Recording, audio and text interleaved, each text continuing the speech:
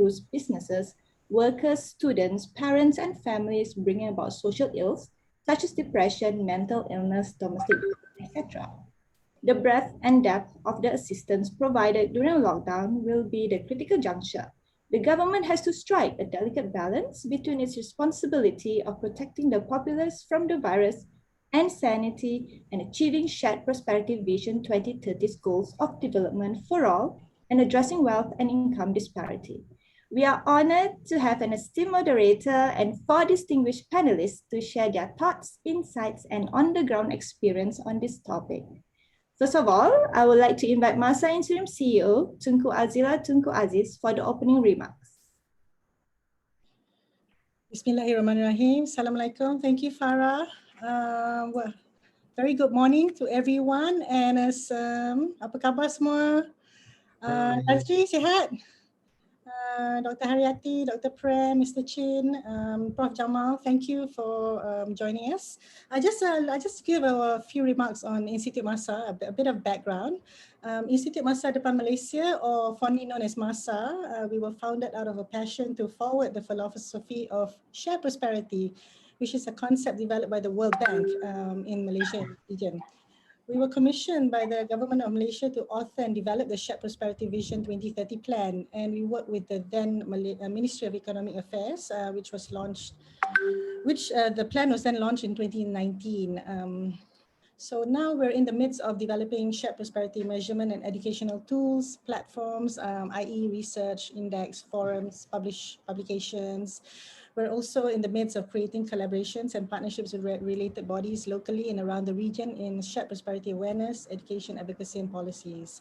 So coming back to today's session, it's one of our initiatives known as the PEMACU series, where we'd like to advocate this mission. And indeed, it's a very timely and current topic with this pandemic and adversity hitting the world and all of us today. It's been 1.5 years. Hopefully it won't be another 1.5 years, and hopefully we'll all be vaccinated soon enough. We're fortunate to have with us a distinguished moderator, Tan Sri Johan Jaafar. He's spoken with us before. Thank you, Tan Sri, for joining us. And of course, a line of panelists, Prof. Jamal, Dr. Prem, Dr. Haryati, and Mr. Chin, who will be sharing their experience, insights, thoughts with us. They have a wealth of experience in this field, so I'm really looking forward to hearing from them. Much appreciation again to all of you, and a special thanks to all you participants who are out there joining us on this beautiful Friday morning. All the best, everyone, and let's have a fruitful session this morning. Over to you, Farah. All right, thank you, Tunku Azila. So without further ado, I would like to pass this on to our esteemed moderator, Tan Sri Johan Jaafar, National Journalism Laureate and former chairman of Media Prima Berhad. Over to you, Tan Sri.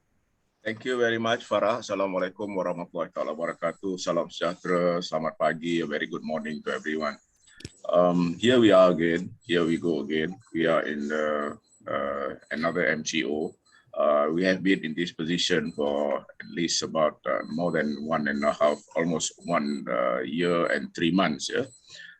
So basically, this is a very big question that everybody is asking. Do we need a lockdown? Can we afford another lockdown? These are questions that people have been asking. And you see, we started very well, in fact, when we started on the 18th of March 2020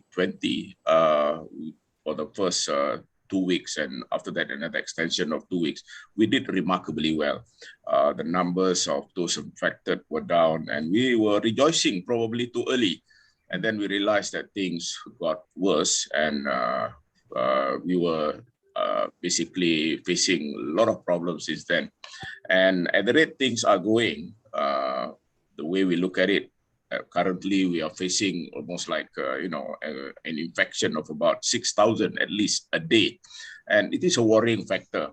And there is a projection that has been made by basically this is a projection that was done by one of the universities in the United States, and in that projection, it is something that we should be worried. Basically, we're talking about at least at the rate things are going. I mean, if we consider there is no improvement on what we are facing now, we are talking about at least 26,000 deaths in total, yeah, and probably we are not quite sure what is going to happen. And this has been a very humbling experience for every one of us, for humanity itself, and basically for Malaysian. So we have gone through this, and we have what we should be doing is actually to be the same boat, rowing forward to the same direction. And people have been arguing about the fact that do we really need this kind of lockdown? Because lockdown is painful. And so as Farah has pointed out, basically what we should be doing is that we have to balance between saving life and saving livelihood.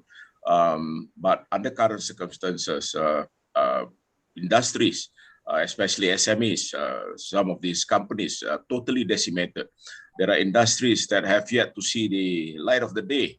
I mean, we are in a position whereby people are losing their job, and it is more painful to get food on the table.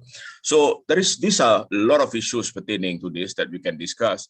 But more importantly, I think when we talk about MCO, there have been a lot of criticism about the MCO. There was some would argue this is a problem pertaining to Malaysians themselves. They are not a disciplined lot, basically. But we have to look from the other side as well. As far as the government is concerned, there is always this criticism that our MCO is either half-hearted, half-baked, or half-measure.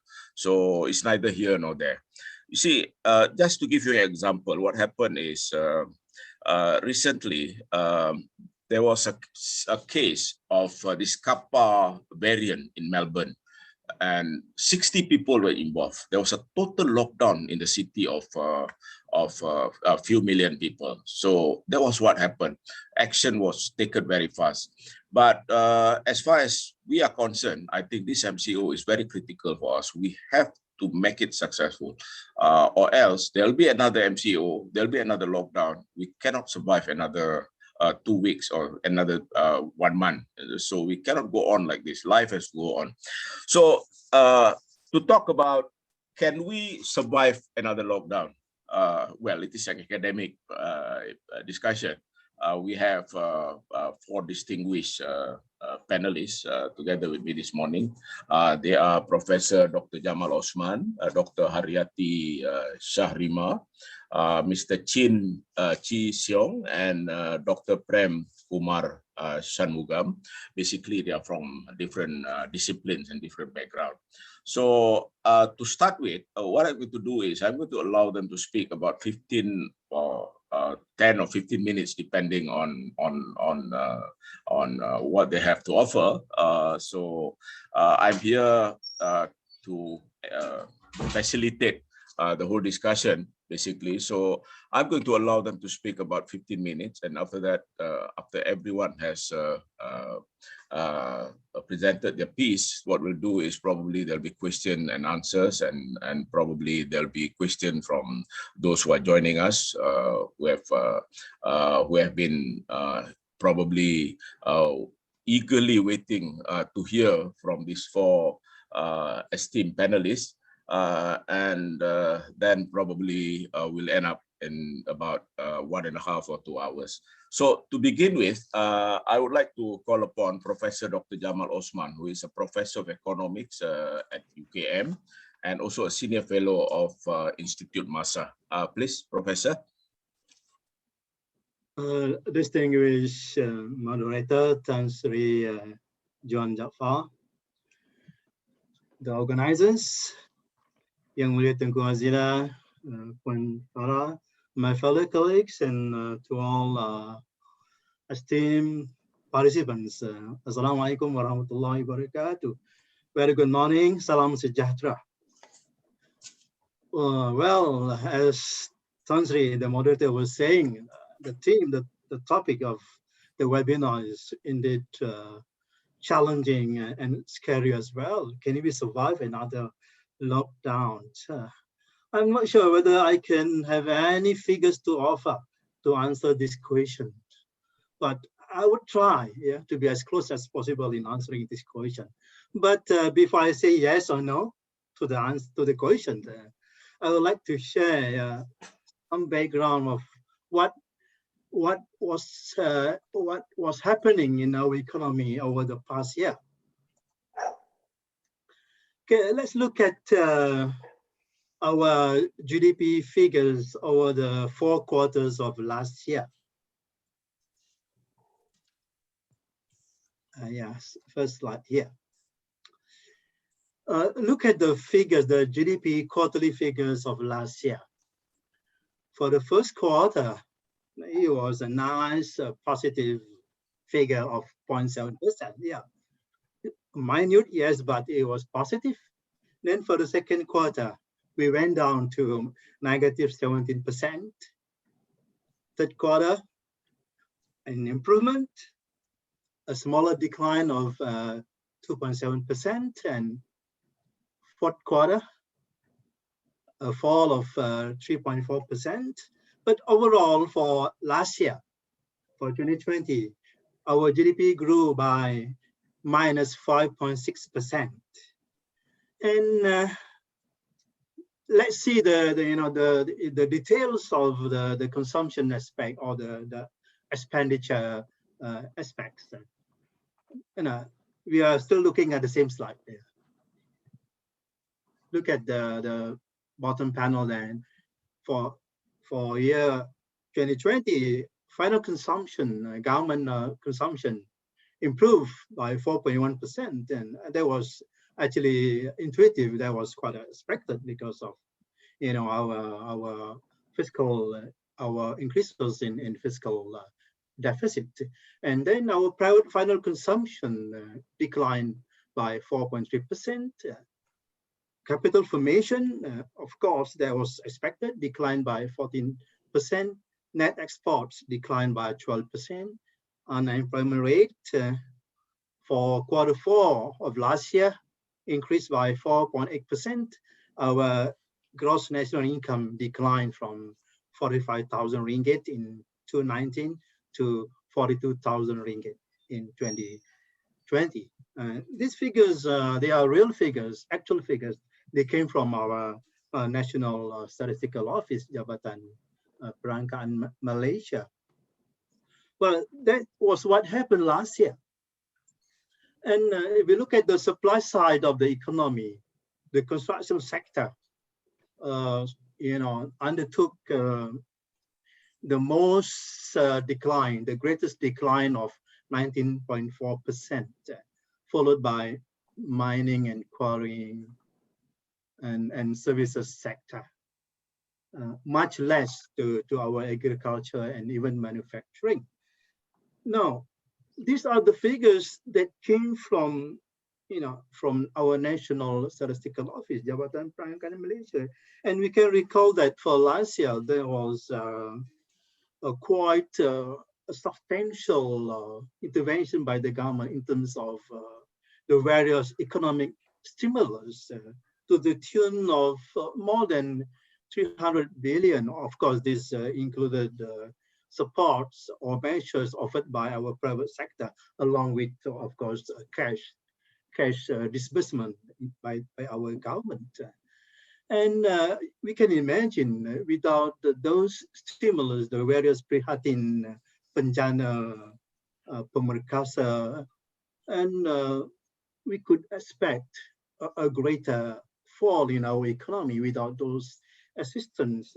But nevertheless, with those assistance, our GDP of minus 4.6% was actually a lot better compared to the crisis in 97, 98, where our GDP fell by about 7 to 8%.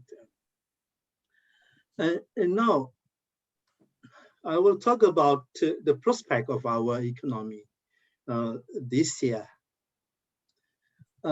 Next slide, please. I'd like to share with you the way we modeled the impact of this pandemic to our economy, particularly as reflected by our GDP measure. If you look at this chart, when we look at how the pandemic, this C-19 pandemic would affect our GDP, first we need to understand what we call as the baseline GDP. So this baseline GDP would reflect, our GDP growth had the economy did not experience the pandemic, the C-19 pandemic of last year, and still we are facing that this year. So we thought that for last year, this is the case of 2020, the baseline GDP trajectory would be here, shown by the curve at the top here, the top curve here, the blue line here.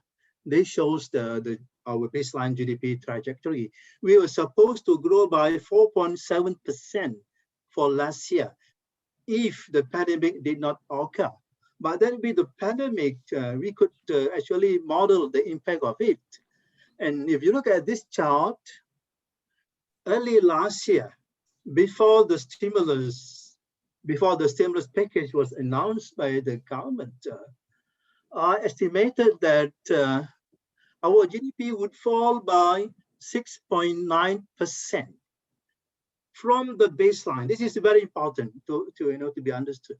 This fall of 6.8% was actually in reference to the baseline trajectory, not in reference to the 2019 GDP level. And you can see that, from this estimation, we can apply it, of course, with some adjustment to our current situation where we are still facing the MCO, quite similar to the first lockdown in March of last year. So now, let's see here, the potential impact of 2021 lockdown. First, for last year, for 2020 GDP, relative to 2019 GDP level, given a 5.6% growth, we knew that from the DASM, from the Department of Statistics Malaysia. This is an actual figure. Given that growth rate of negative 5.6%, that translated to 221 million per day GDP loss, or about 80 billion ringgit GDP loss for 2020. Now, those figures are in relation to actual level of GDP in 2019. And now, in economics, when we talk about the impact of something, the impact of policy or the impact of whatever shocks, in this case, we are dealing with the impact of COVID-19 pandemic. So we need to also consider the loss of potential GDP. So I calculated that the loss of potential GDP in 2020, last year, was 185 million per day, or 66 billion per year. So this is under the assumption of our economy growing at 4.7%, and which I considered that as the baseline GDP growth. So total loss in 2020 in terms of GDP would be about 406 million per day, or 146 billion for that year. This, of course, is inclusive of the potential loss in terms of GDP growth. Now, for last year, the actual GDP loss, the real GDP loss, not real terms, but actual GDP loss, was equivalent to a GDP output produced by 870,000 workers on average. 870 workers on average. Here, I'm not talking about the loss in terms of unemployment, the loss in terms of jobs. No, I'm talking about what it means in terms of the number of workers on average. When we talk about a loss of 80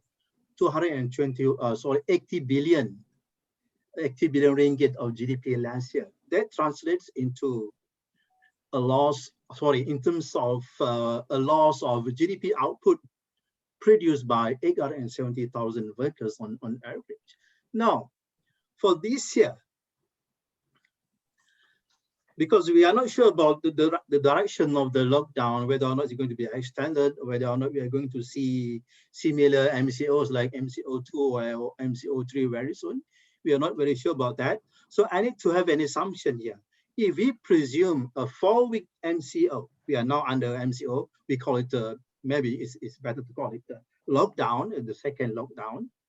We presuming this kind of lockdown, which is quite similar to the first MCO of last year, if we think that this kind of MCO would prevail, would continue for 4 weeks, okay, for 4 weeks, and without government support, no government support whatsoever, it may translate in a loss in actual GDP of about 256 million per day, or 92 billion per year for this year.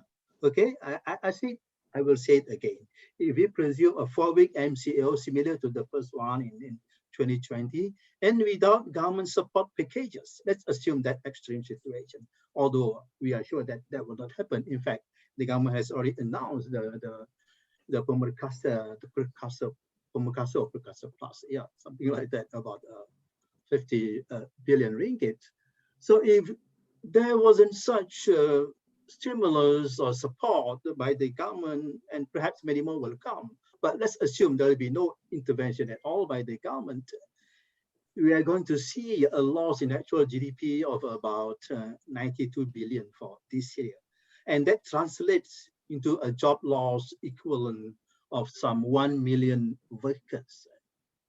So I'm not sure whether this will answer the question whether or not we can survive the current lockdown, but it's clear that we are presuming this 4-week MCO similar to the first one in 2020. Next slide.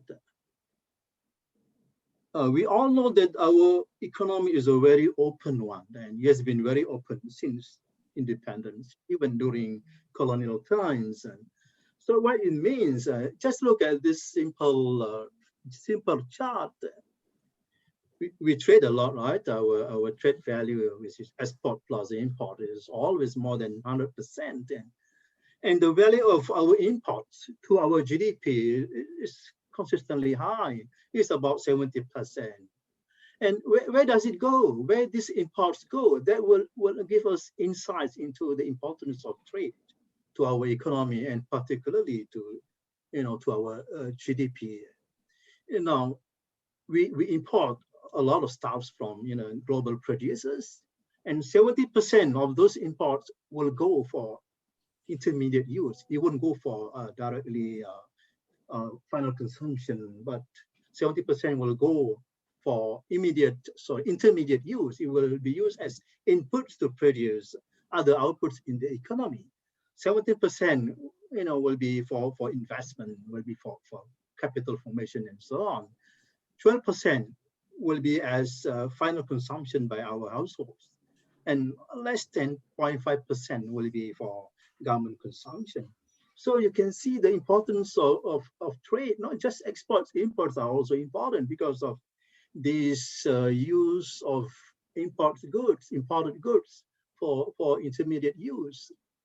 And therefore, we can have insight in terms of how the global economy, how our trade will affect our GDP projection this year. Next slide, please. So let's ahead. I must say here that our economy is very much dependent on the global economy. How fast the global economy will recover, that will really affect in terms of the speed of our economic recovery. And in fact, the global economy, I think we are all aware that it has been rebounding, it has been recovering very well.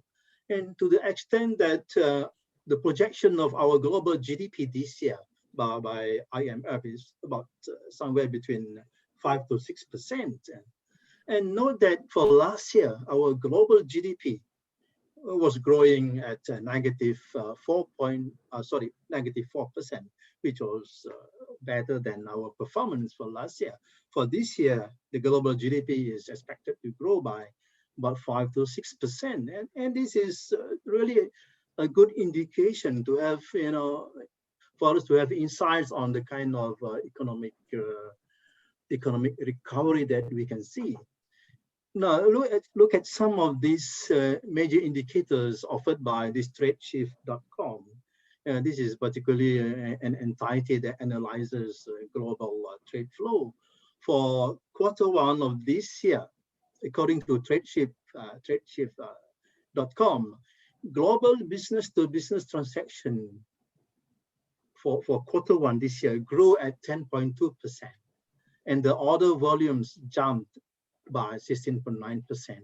Trade activity in the Eurozone grew by 14.5% and increased 10.5% for the States, for the US.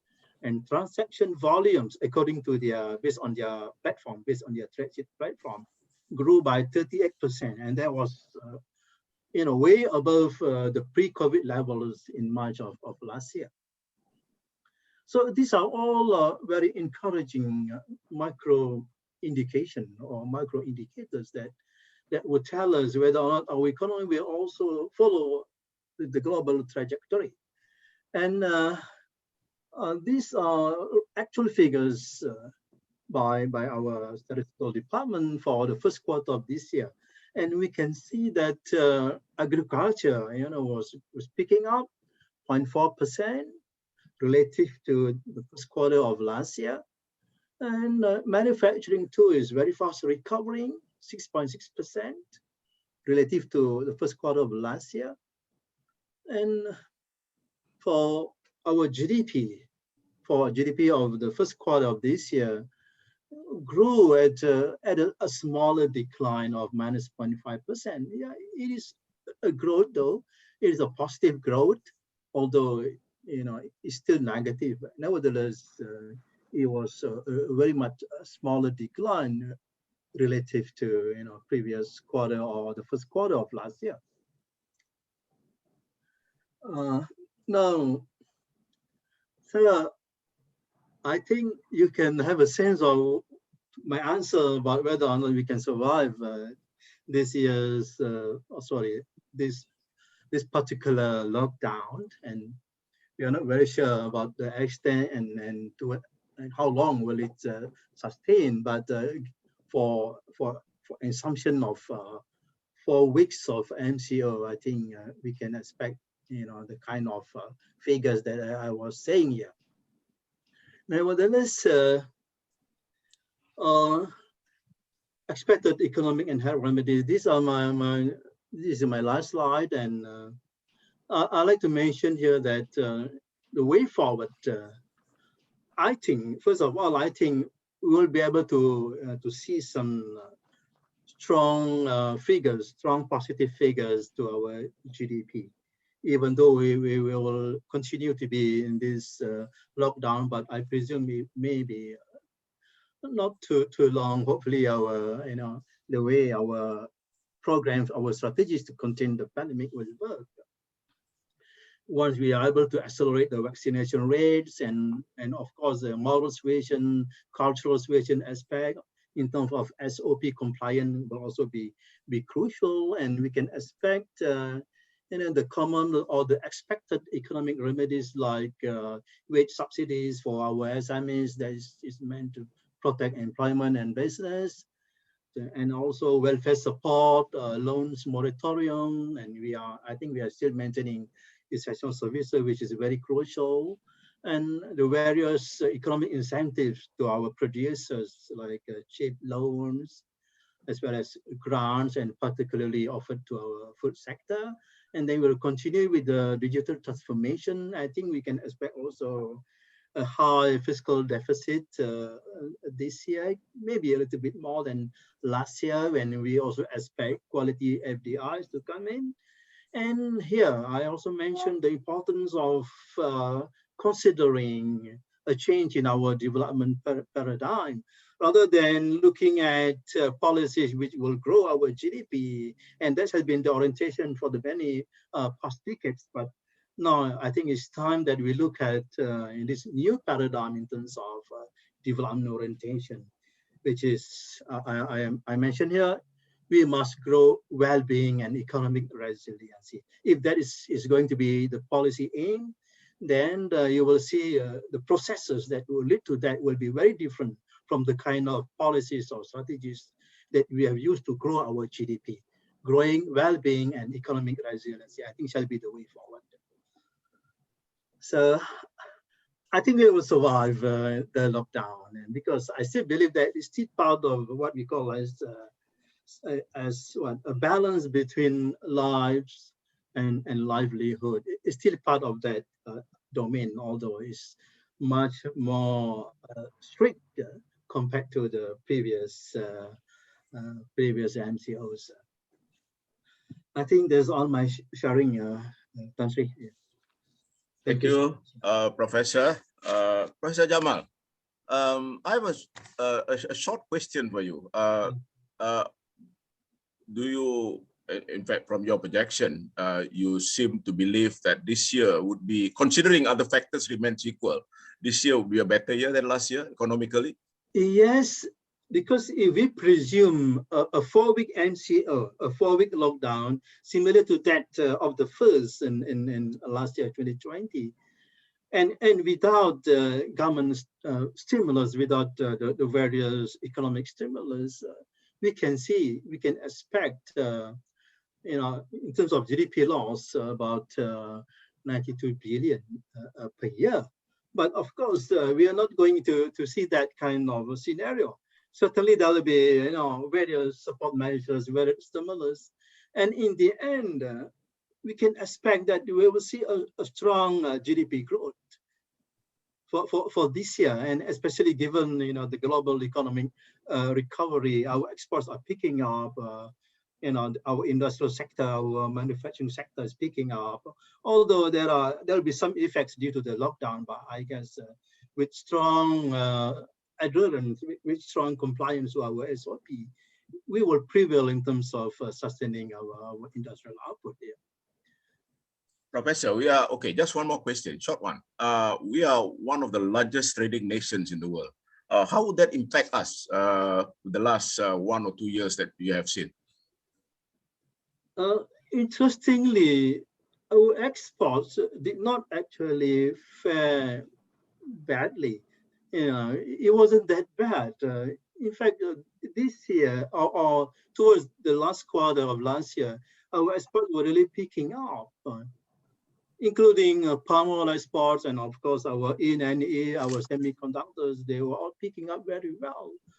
So that's quite interesting, because the world needs them. The world needs food. The world needs cooking oil, and the world gloves, all the chemical products, and so it's quite interesting to observe that. Yeah, I imagine it will continue to grow given the recovery in the global economy. But yet, I must also say we're not very sure about the extent of this lockdown. If we can have like a 4-week, I guess it should be okay. It should be like within the kind of situation that we were seeing in late last year, given the global economic recovery. So, okay. Thank you, Professor. So your decree, basically, your final fatwa would be, we can survive another lockdown. Yes, I believe so. Yeah. Okay. But we are talking about not just 2 weeks. Yeah. What about if we have to continue until end of the year?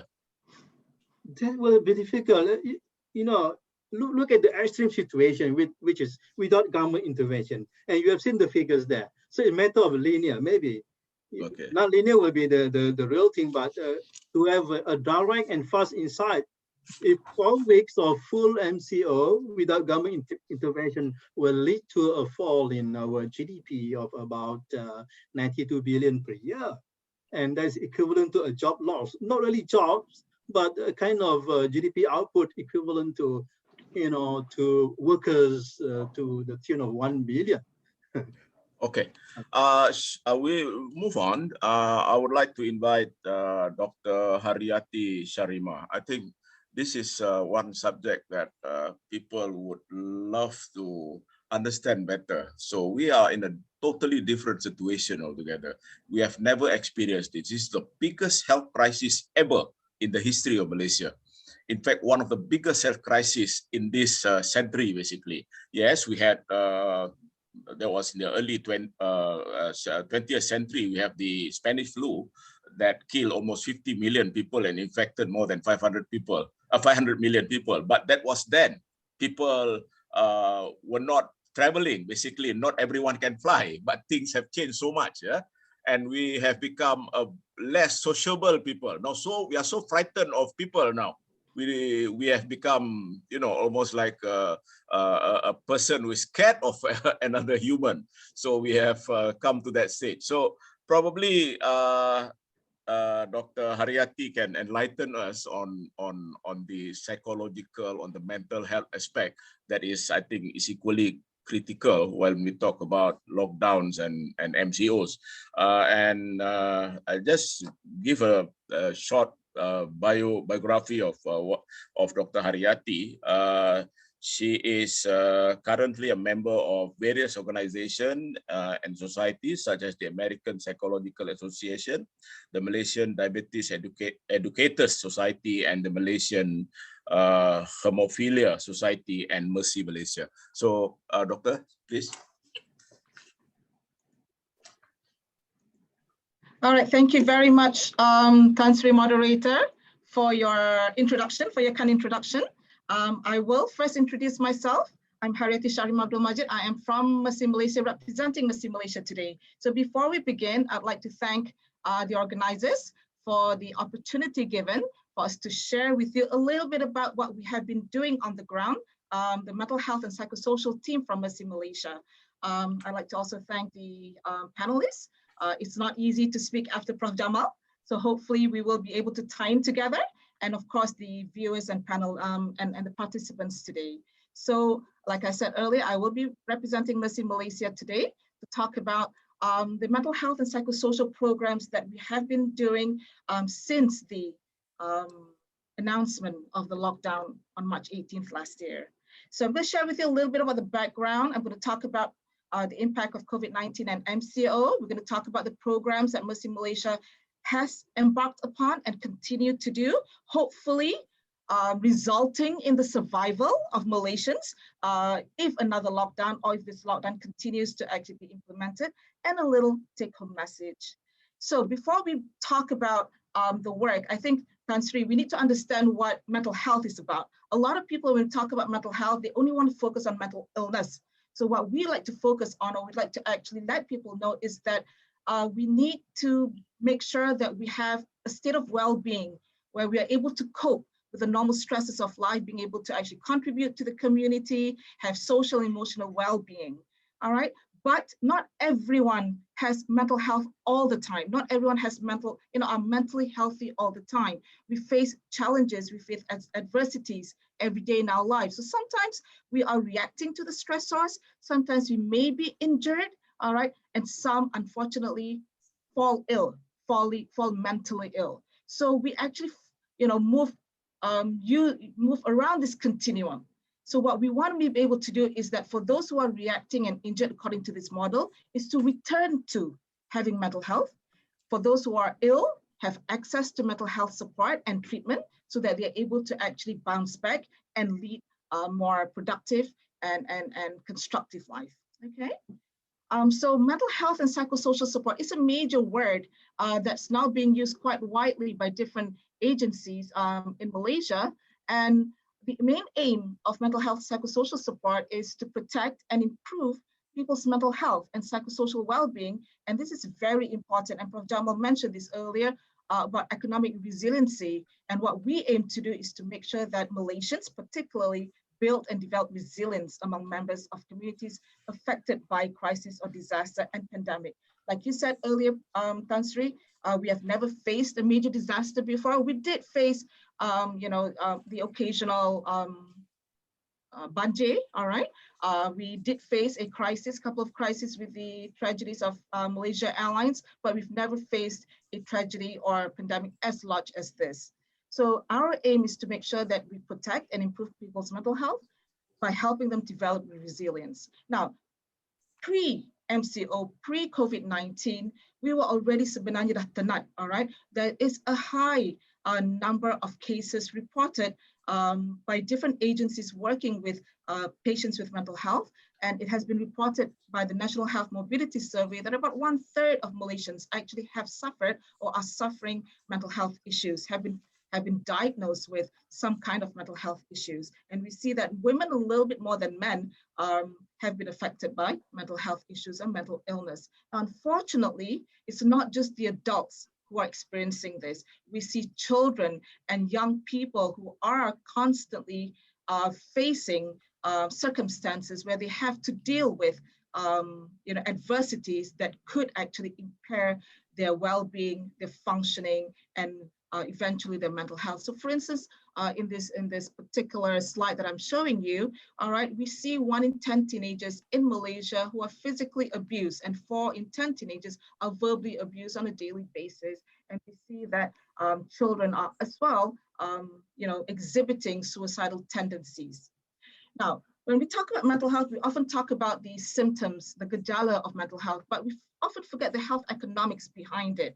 So this was published by Relate, organization that looks at mental health and the business costs of mental health. And we see that, mental health issues, mental illness has actually cost the country quite a lot of money. 9.84 billion was spent on staff working while unwell. That is when we talk about staff turnover, it costs Malaysians 1.34 billion, and also staff missing work for mental health reasons also cost the nation 3.2 billion, according to this particular report. So what I'm trying to say here is that when we talk about mental health, we're not just talking about you're talking about treatment, talking about medication. We talk about how it affects the economy of Malaysia. So this was pre-COVID-19, and we see that quite a huge amount of money is actually being spent on mental health treatment, all right, treatment on mental health. So when the MCO was announced on the 18th March 2020, Muslim Malaysia knew that we had a responsibility to make sure that it does not exacerbate into more serious mental health issues. Things can become out of control.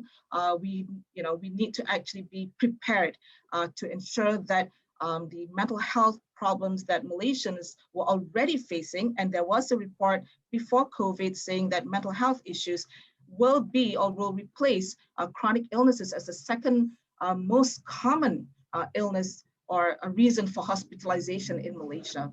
So we knew that we needed to do something. We need to provide early intervention. So Alhamdulillah, Muslim Malaysia, with collaboration KKM, we collaborated with KKM. We immediately offered psychosocial hotlines, what we call a service called psychological first aid.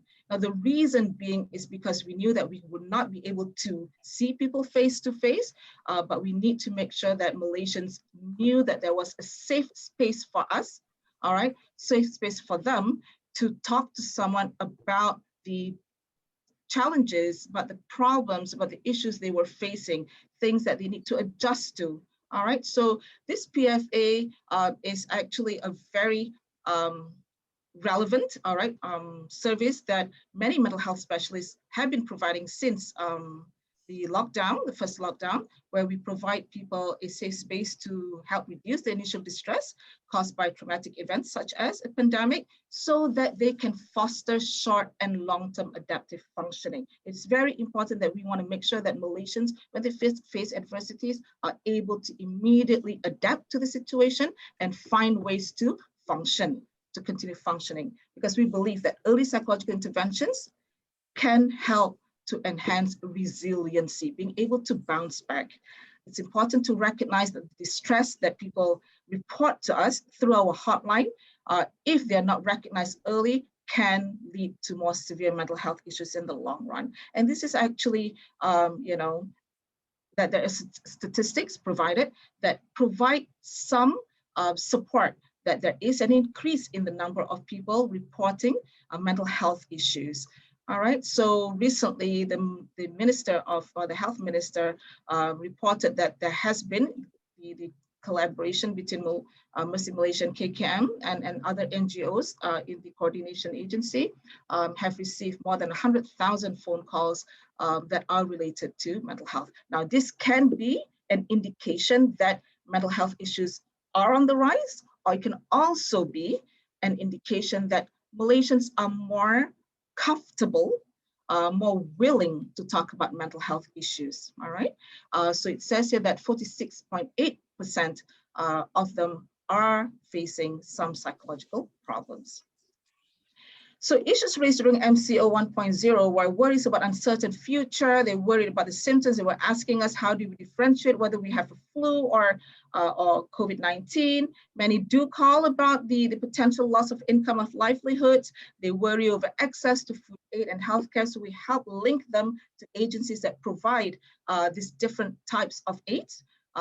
And of course, we were dealing with a lot of people facing work from home stress. It's a major shift from going to work on every single day.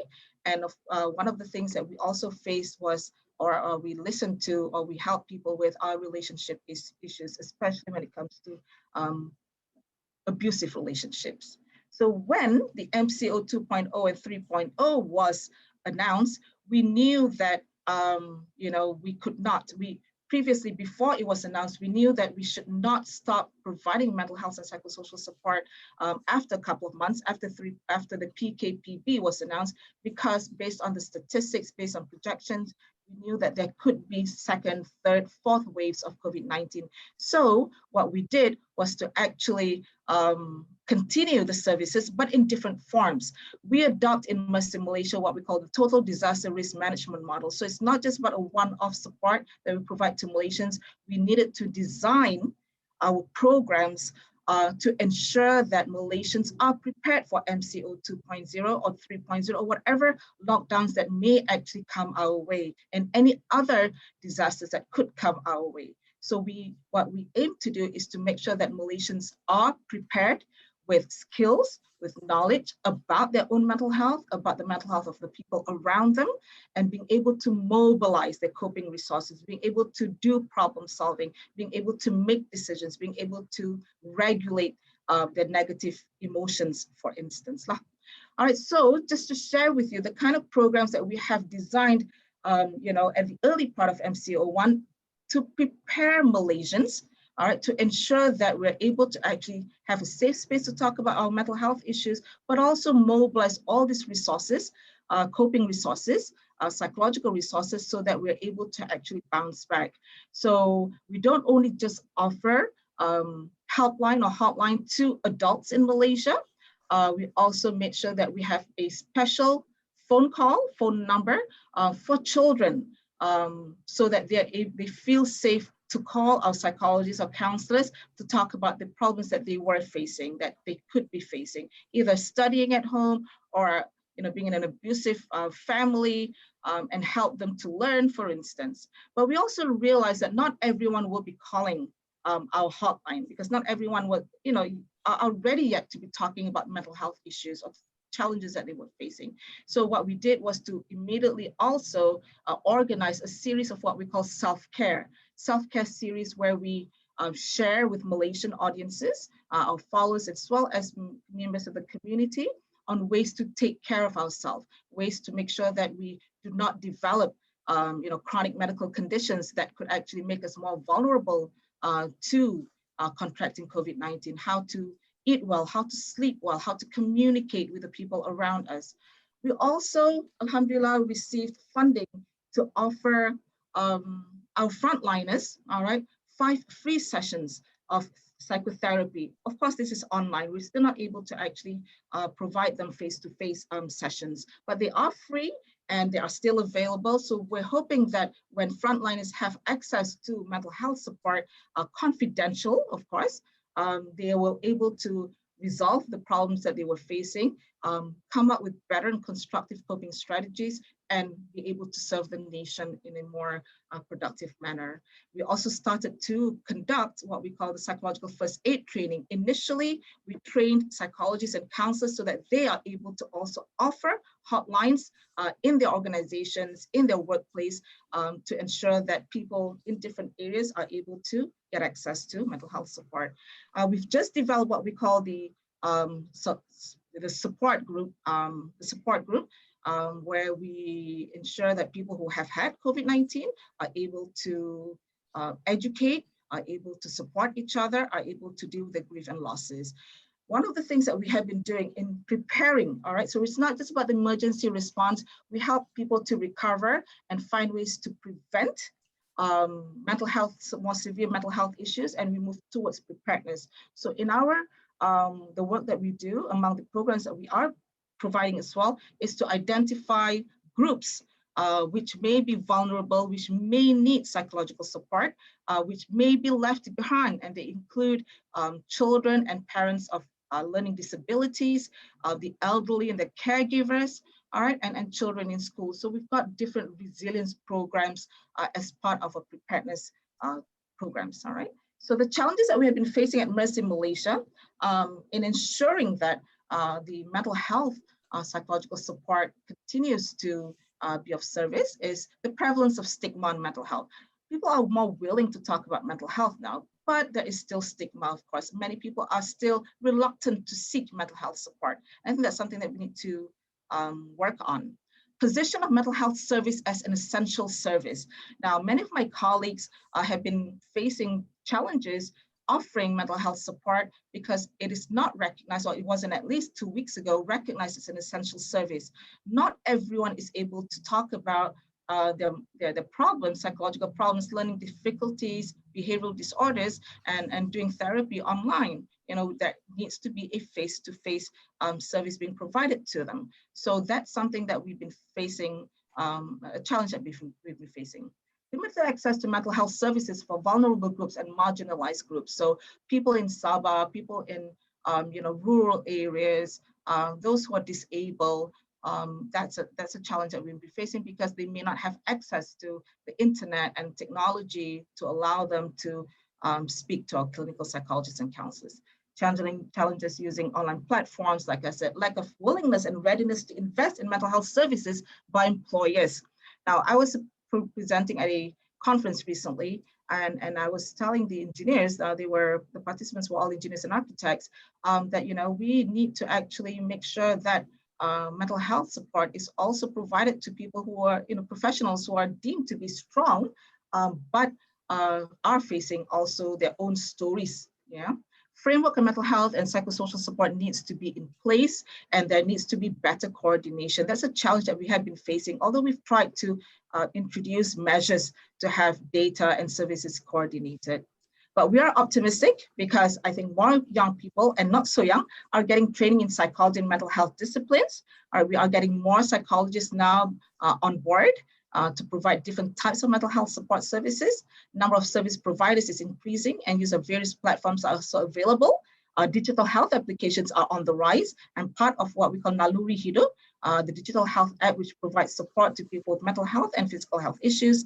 Interest in mental health is increasing, and fundings, and I think this is very important from Mercy Malaysia perspective, that fundings are made available. People are more willing to part money so that we're able to conduct mental health support services. Way forward, I think conversations on mental health need to be normalized. It should not be a threat if we want to raise issues about mental health. Just because we have a psychologist working in our organization does not mean that we have a mental health pandemic at the workplace. Engagements with stakeholders need to continue, from the community, from family, teachers, employers, and up to the mental health specialists. Strategies need to be more sustainable and better coordinated. It should not just be one-off. More funds should be allocated for mental health programs, not for treatments. So allocation from the government perhaps can actually be given for mental health awareness, empowerment projects, and not just for treatments. And mental health services need to be positioned as an essential service in all sectors of the society and economy. So can we survive another lockdown? For me, building resilience is key. All right, I think sometimes we undermine our ability to bounce back because we've never had this opportunity before, or we've never had to face such a major adversity before. If everything is in place, if all support services are in place, and we are able to build not just economic resilience, but we need to also build psychological resilience, I think we may be, I believe as a psychologist, I believe in the power of resilience, we should be able to survive if all the other factors are in place. My take-home message is that at the very core of a resilient community is mental health. A resilient community has the ability to mobilize effective coping strategies, adapt and adjust to changes. This is when we talk about new normal. All right, we need to go back to some old normal, face-to-face conversations, you know, but there are also new normals we need to adjust to, and most important, to be able to bounce back after an adversity.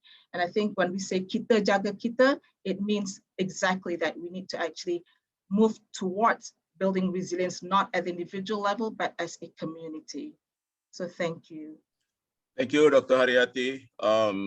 The figures are quite scary. 1 in 3 Malaysians have mental issues. We are talking about 4.2 million or 29.2%. There's almost like 30% of Malaysians facing mental issues. Just a mental quick health question. Issues, yes. Yeah, just a quick question. Yes. So probably in a more advanced countries, they are quite, it is quite common for people to meet psychiatrists when they have such issues. But as you mentioned, there is a stigma attached to this problem, and especially under what is happening now during lockdown and MCO. So how do you address this issue? Basically, do they have to just talk to people that befrienders or whoever they are, or there is a necessity for them to talk to psychiatrists, or that I'm not quite sure how many there are in the country today? I think it's a very good question, Prof. And based on, you know, we use a model of what we call the MHPSS pyramid model. So where we believe that every member of the community has a role to play, preventing, all right, advocating, implementing, providing services that is related to mental health. So I believe that it starts from home.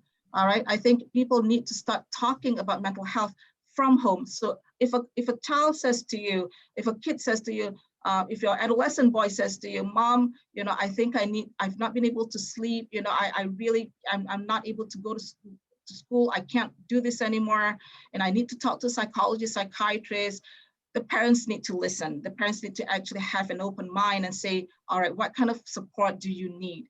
All right, and then mobilize and actually reach out. And I think quite a number of parents are now doing that.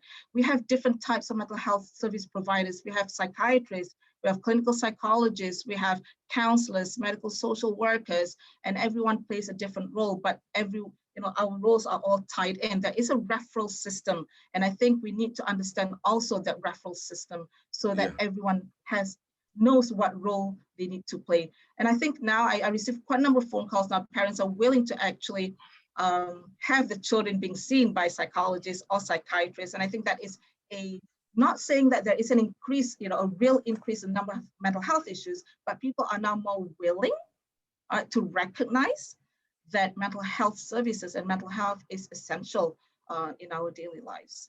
Because without mental health, people are not going to be able to go to work. People are not going to be able to make the right decisions. People are not going to be able to do problem solving. People are not going to be able to lead a constructive life and contribute. Okay, Professor, just one last question, a short one. Could there be a new condition, probably what they call post-COVID-19 syndrome after all this, after the isolation, the loneliness, the stress, and the anxiety that we are facing during lockdown? We would have to ask all the agencies, the big, the American Psychological Association for that, but we are facing what we call the pandemic fatigue. There is an MCO burnout. So if we actually look at the psychology of disasters, we are at a stage where there's a lot of things going on right now. So there could be, all right, if any disaster, after any disasters, usually we also focus on what we call the post-traumatic stress disorder. We hope that there's no that it will not be prevalent, but there are cases where people may be facing PTSD. But we hope that with the mobilization of the mental health support services available out there, we can reduce the likelihood of people developing that. So what we want to be seeing is what we call post-traumatic growth.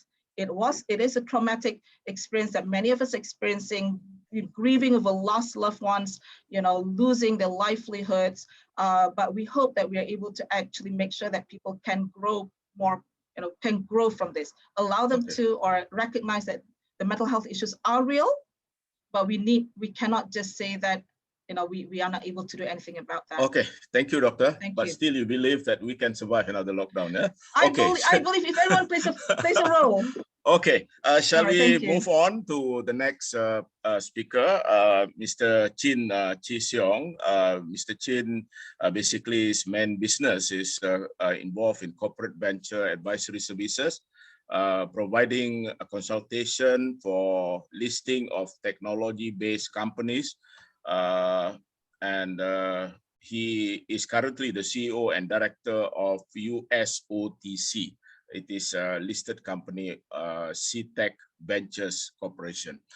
Can I have Dr. Chin, please? Mr. Chin, sorry. Hi, Tan Sri. I'm very honored to have one professor, two doctors with me, but I'm not a doctor yet. So I think there's a good sharing from both Prof. Dr. Jamal and also Dr. Haryanti.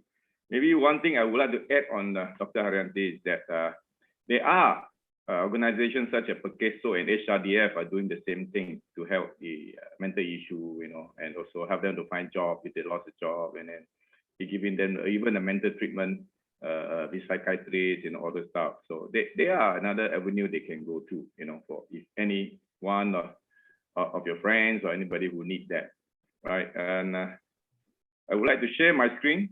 Just give me 1 minute.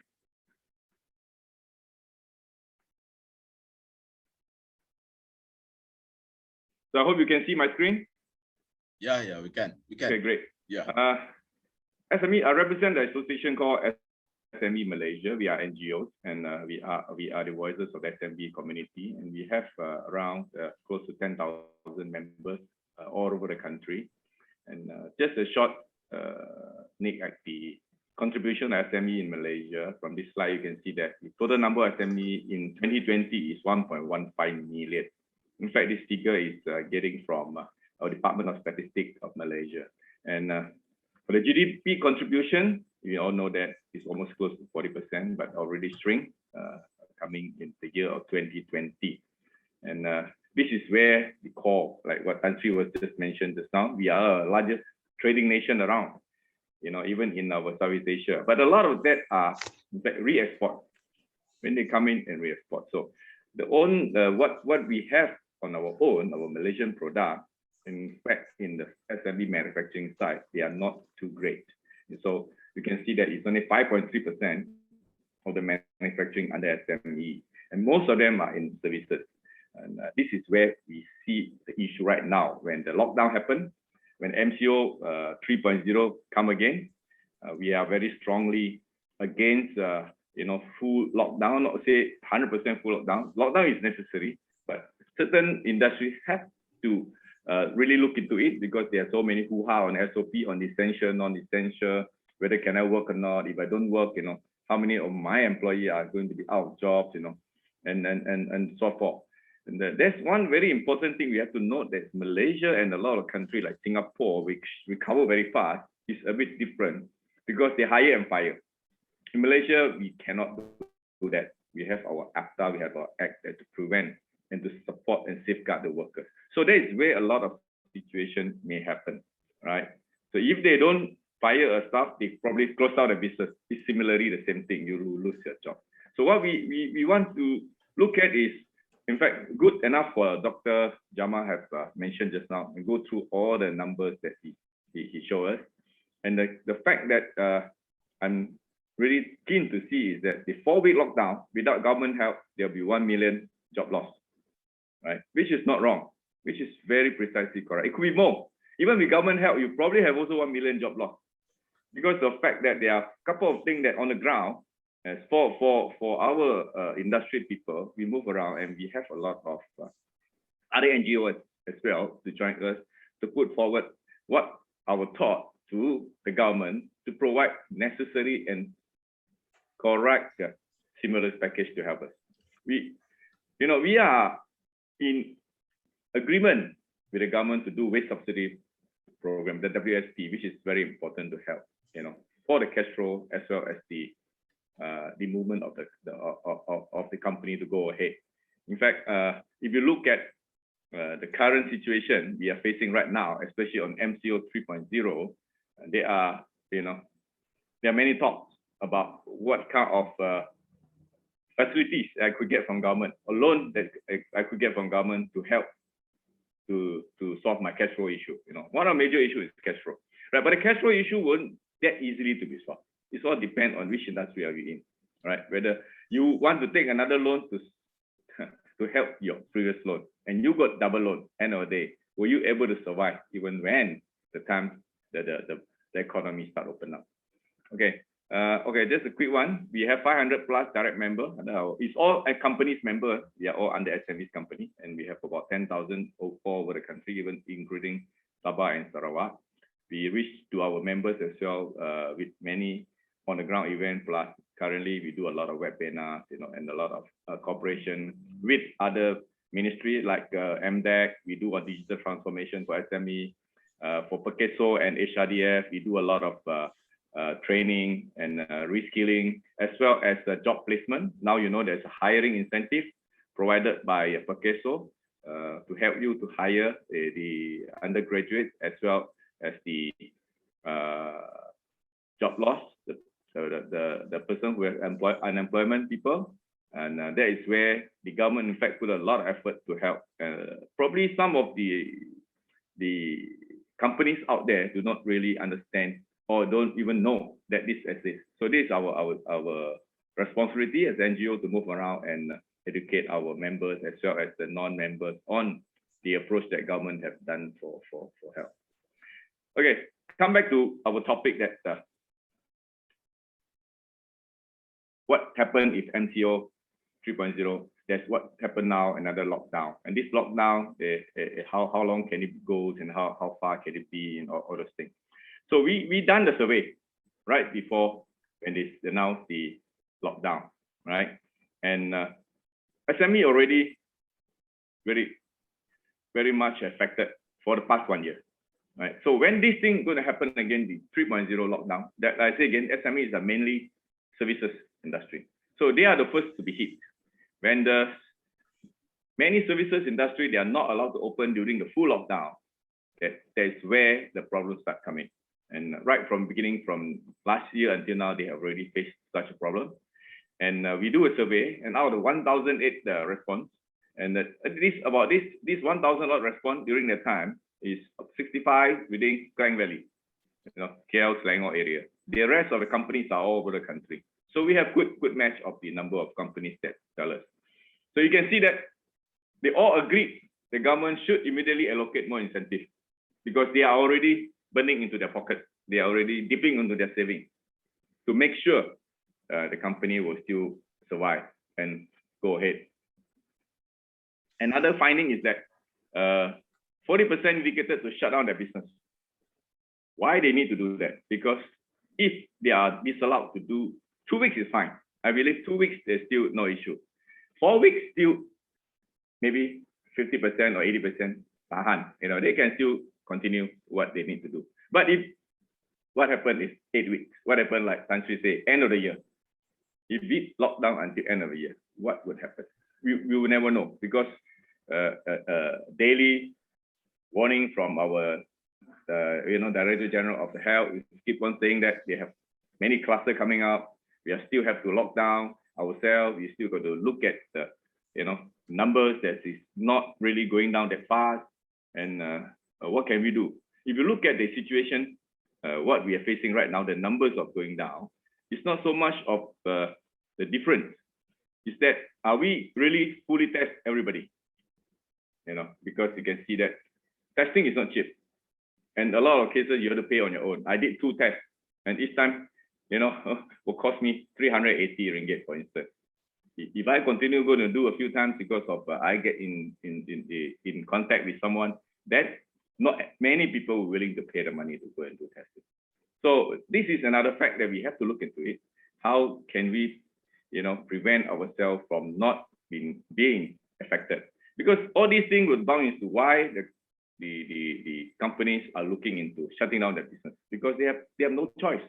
right? And it's unclear whether this lockdown will continue or not, right? And out of the 1,000 companies, 45% indicated they will lay off their employees. They have no choice. After 1 year of having this issue, they are thinking of survival, in the survival mode. So they have to lay off their employees. So they will rehire again if the things come back. But the issue is what happened to these employees? These people have lost their job, and you couldn't find a new job anyway because there is not enough jobs out there, and probably also doesn't match what their skill sets are.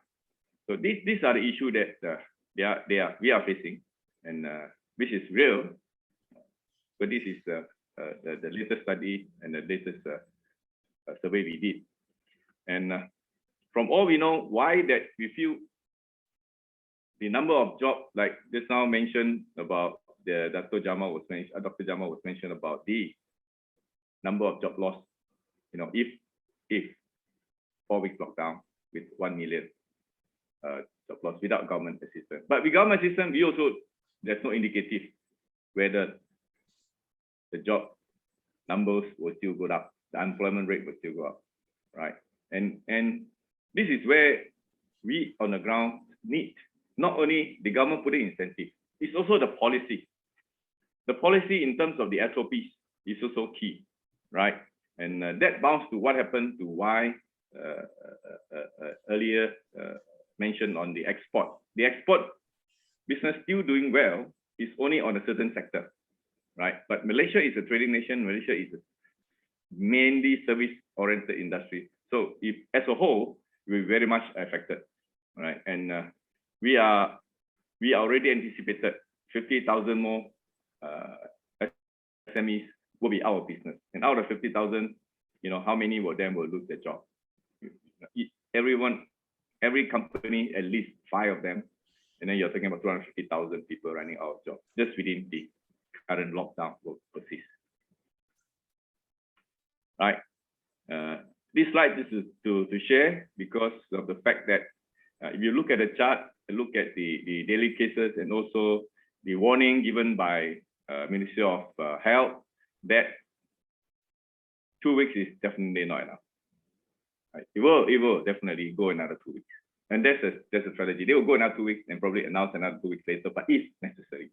And we hope that even though you announce another 2 weeks, there should be a certain what do you call lack on the essential and non-essential services, because the fact that when we're on the ground, there are a lot of companies, they are in fact the supply chain of essential service, right? But during this time, the application for approval to conduct your own business, to run your business during this MCO 3.0 have changes. Right? If, for instance, if you are doing a retail F&B business, your approval, even though you apply from MITI portal, you need to get approval from the relevant ministry like KPD and HDP. Right? If you are doing construction, you still go back to CIDD. So that process will take some time. In fact, there's a big hoo-ha during the end of last month until the early June. There are many applications when even they are essential, they put in until now, they still haven't got the approval. So this is where the issue came in, right? The more you drag on our policy, the more you drag on our this kind of agency approval process, keep on changing, you cause us a lot of inconvenience and also anxiety among the companies who is running the business. Whether they are essential or non-essential, whether they are allowed to work or not to work, there is a big issue, right? So in this case, I'm saying that in our viewpoint, MCO 3.0 will definitely extend.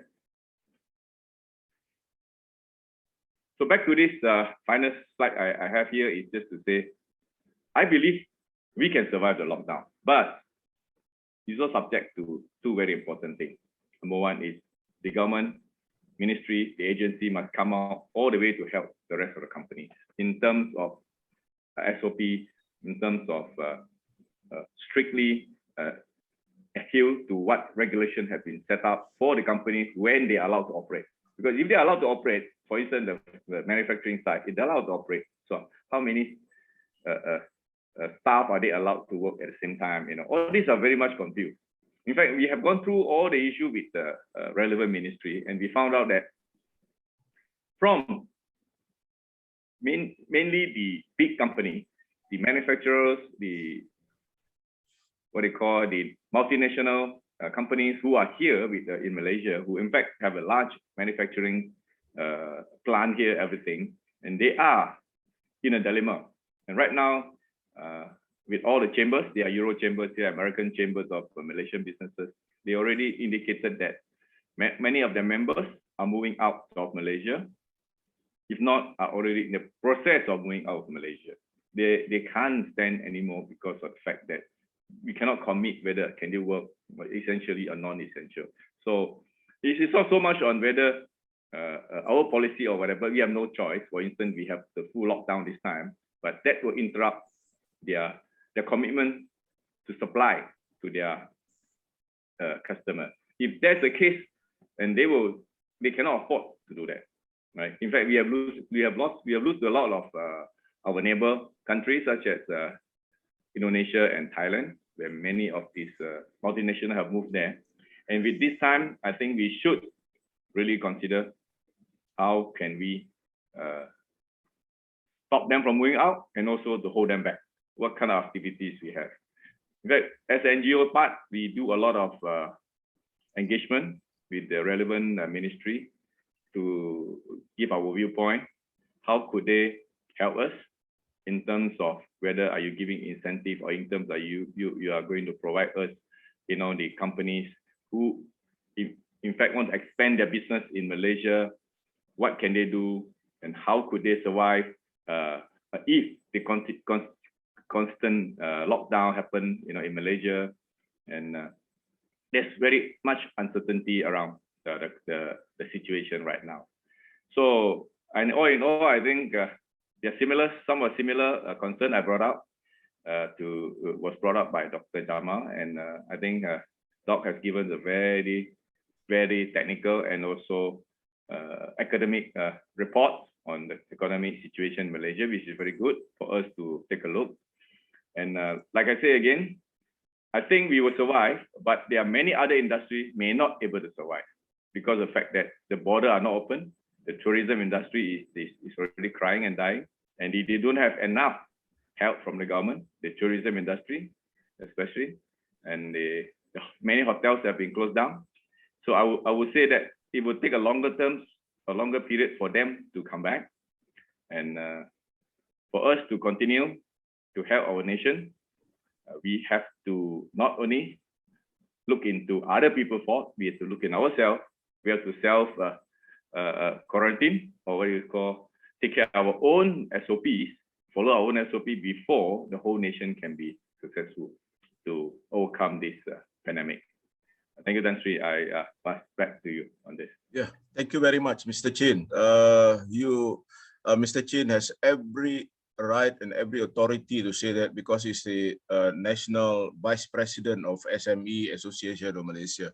And as we know, SME is one of the hardest hit and a lot of jobs there, because we are talking about more than 900,000 establishment, and you can imagine how many people are working under that under SMEs. So basically, this is very, very important. And one thing I would like to ask Mr. Chin, you see, as far as the help by the government, there's a lot of publicity about the help from the government. It looks like, you know, the help did not trickle down in the way that is expected, basically. And can you give an example of what, for instance, other countries have done to help SME? For instance, Singapore, if you have any data of any information, Mr. Chin? Yeah, I mean, just compare with Singapore alone. Singapore is very much direct giving to the company the help.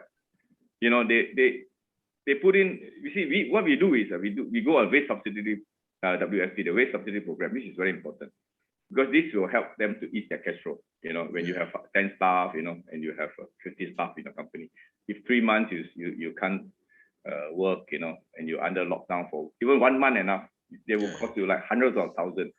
Right, but in Singapore, the government will give direct to each company for 6 months of 4,000, 3,000 to 4,000 Sing dollar of subsidies, which very fast. Per person? direct Is to that them. per person? Is that per person? Per company. Per company, okay. Yeah, company. And they, of course, they are rich nation. They can do that, right?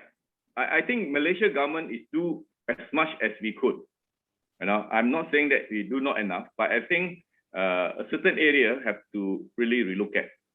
Right now, for that, now we are doing a push for the government to do an auto moratorium, right, for 6 months, without condition, the interest fees to the affected companies, especially right, the B40, M40.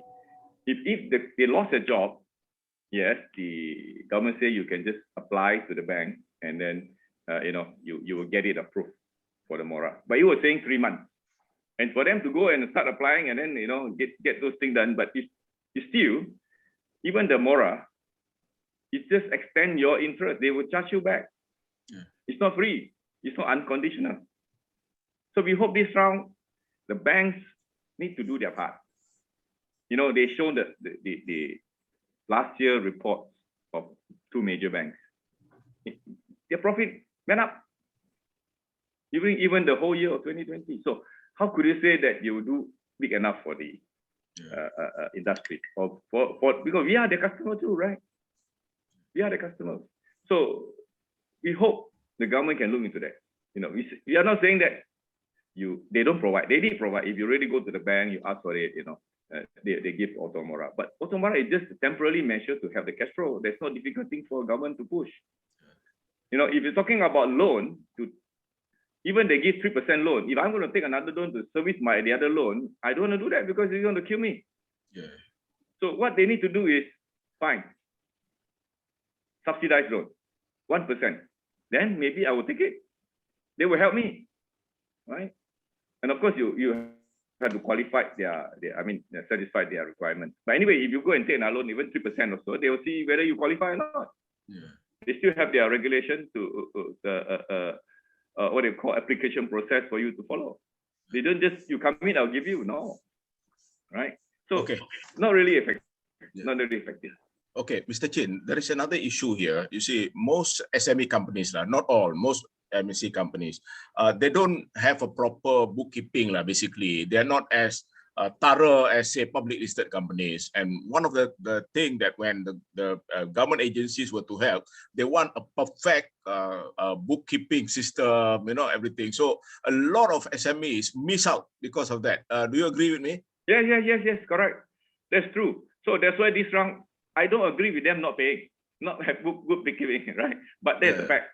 Yeah. That's a fact. Many of them do not get, which is true. I totally agree. But this round, teach them also a lesson. If you don't have a good bookkeeping, you go to the bank only money. When you need help from the government, you don't have a proper recording with the government. How could the government help you? You don't even think of paying tax. You just want to avoid tax. A lot of them evade tax. We understand, right? But a lot of them may not think it is necessary.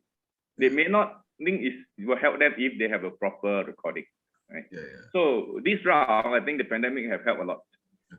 The government have put out under MDEC and Bank Simpanan, they're putting out a 5,000 matching grant, even up to 10,000 for them to go digitize. So from there, they can in fact put their record right. Okay, just one more last question, Mr. Chin. You see, they were saying that the government is concentrating too much on the makcik kia, people who are selling goreng pisang, but not those people who are actually employing people. For instance, the SMEs, the companies, you see. As the result of that, eventually, nobody will buy makcik kia's pisang because a lot of people have lost their job. They cannot afford to buy pisang. What do you say about that? That is true. It's a whole ecosystem. Yeah. It's all a whole ecosystem. That's how I mentioned that if you have 50,000 companies closed down, these people will definitely want to spend their money. They lost their job, for instance. Right, and Kia, of course, they will still have nasi lemak, but probably instead of having nasi lemak there, they probably have mee goreng at home. Right now, you can see that the restaurant business which are allowed to open, very simple example, they are allowed to open, they can take away, right? Even they take away, even the good restaurant, their sales are dropping by 30% to 50%. Even famous restaurant for takeaway.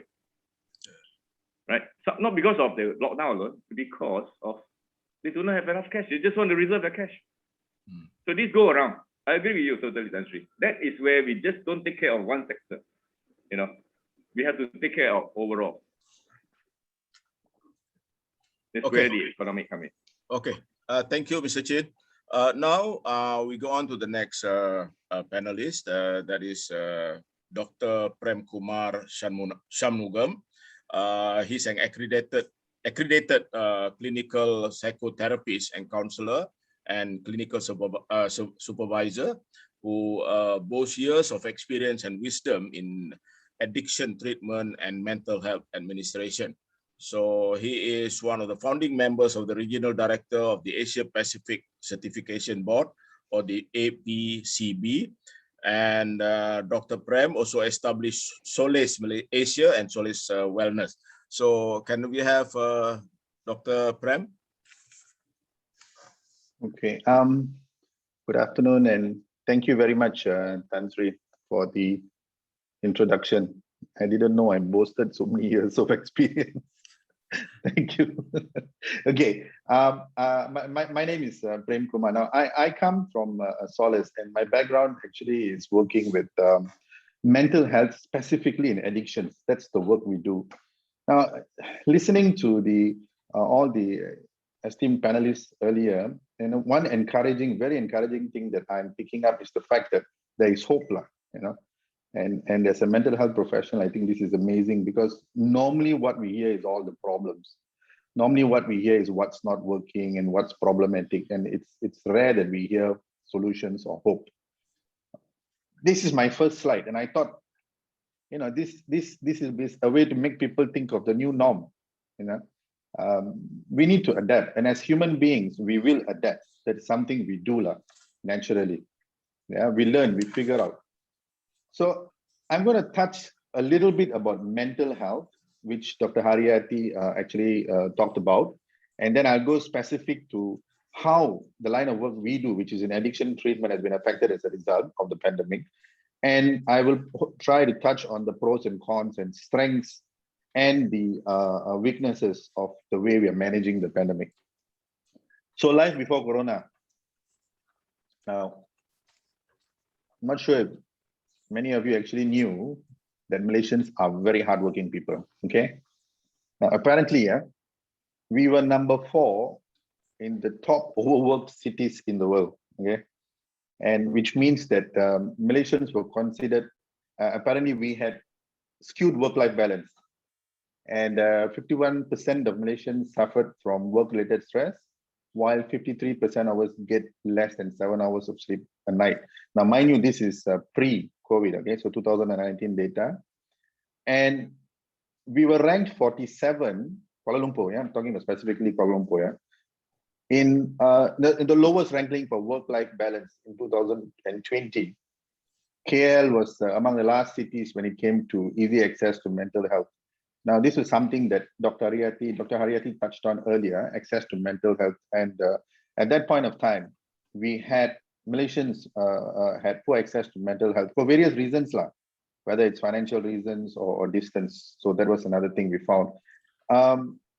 Malaysia, Kuala Lumpur specifically, it seems this study found that we spent more time on the road traveling to work compared to, and number 2 was Singapore, and the 3rd was Bangkok.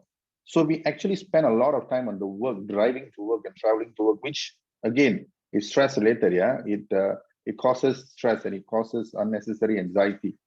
And Kuala Lumpur, people, those who worked in Kuala Lumpur, had 8 days of annual leave, paid leave a year, compared to 6 days in Singapore, and 7 days. Singapore and Hong Kong had 7 days, and Bangkok had 6 days. Now, some companies have more. I'm sure some of us experience and enjoy more, but this is a study that was conducted in 2020 on average. Okay, so we already were hard workers. We already spent a lot of time on the road, and we were naturally stressed out. Now, what is the difference between stress and getting burnt out? Okay, this is quite common. We hear, yeah, I'm stressed out, or I'm burnt out. What do I do? I think an easy way, and this is a question that people ask us as well. An easy way to describe stress versus burnout is that when you're stressed, it's more about worry, constantly worrying, constantly thinking about solutions, thinking about problems. When you're burnt out, basically you lose motivation. Okay, you're so tired that you just want to give up. Characterized by over-engagement. Now, sometimes there's such a thing, in fact, very often there's such a thing as healthy stress. And if you are in a healthy stress level, which is here, around here, you can function at your best, all right? Now, burnout is basically characterized by disengagement, where people just tend to give up.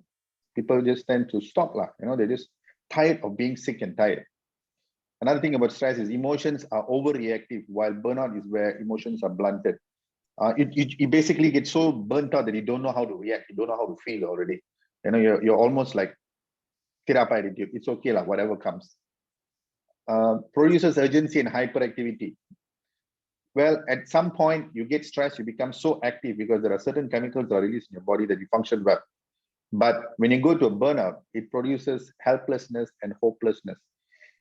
And I think Tan Sri asked this question earlier about the pandemic fatigue, when and how bad it would be post-pandemic. There's always this possibility of PTSD, post-traumatic stress disorder, burnout, where people do feel helpless and hopeless. We were worried about this happening with the doctors, especially during the MCO2, if I'm mistaken, where many of them, we were very concerned of the frontliners, not only doctors. Loss of energy, physical, tired. For burnout, loss of motivation. People, as I said earlier, just lose hope, they give up, okay? Another one under stress would be anxiety-related disorders, nervousness, anxious, fear.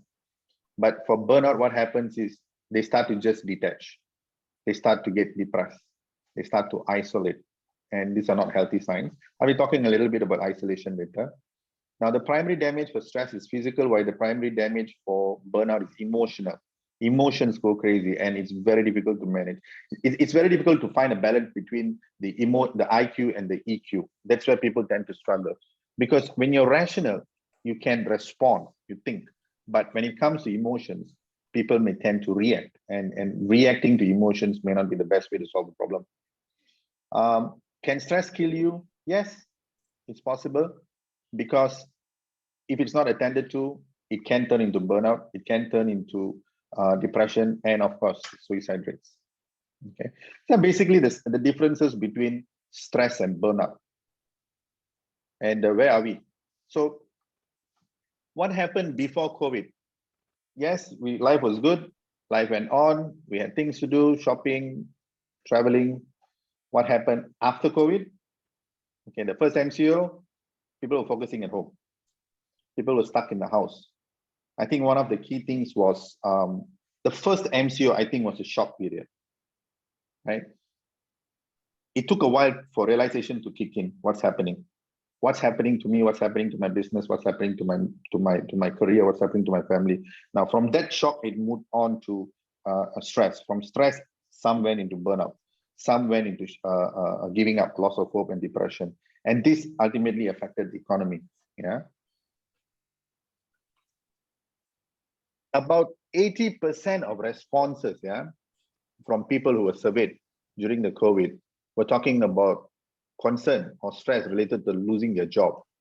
About 79 to 80% were concerned about, will I be infected by the illegal immigrants? Will I be infected by foreigners? 79%, again, about 80% were talking about education for their children.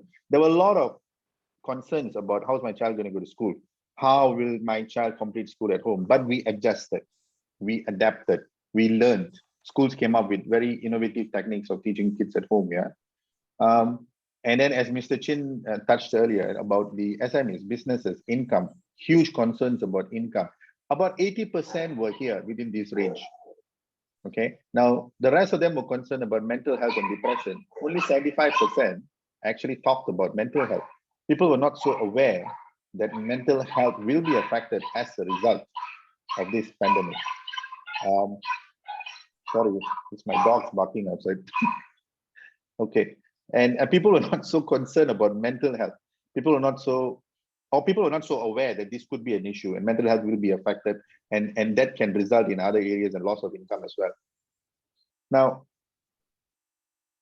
this diagram here, okay, I thought this was interesting, that's why I put it up here. What are the main concerns now, or what are the main concerns going on in the community now?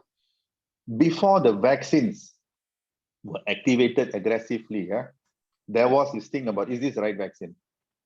What happens if I take the vaccination? And will I die as a result? There were lots of false information, lots of what you call social media information going around about the vaccine. And people were not wanting to go for vaccine. People became what you call choosy about it. But now there's this desperate need and everyone wants to be vaccinated. This is a good sign. Disease complacency basically is why we are in MCO 2.0 or MCO 2.3. We took things for granted. We didn't realize, or we didn't know that loved ones could be affected as well, and loved ones could be infected and they could die.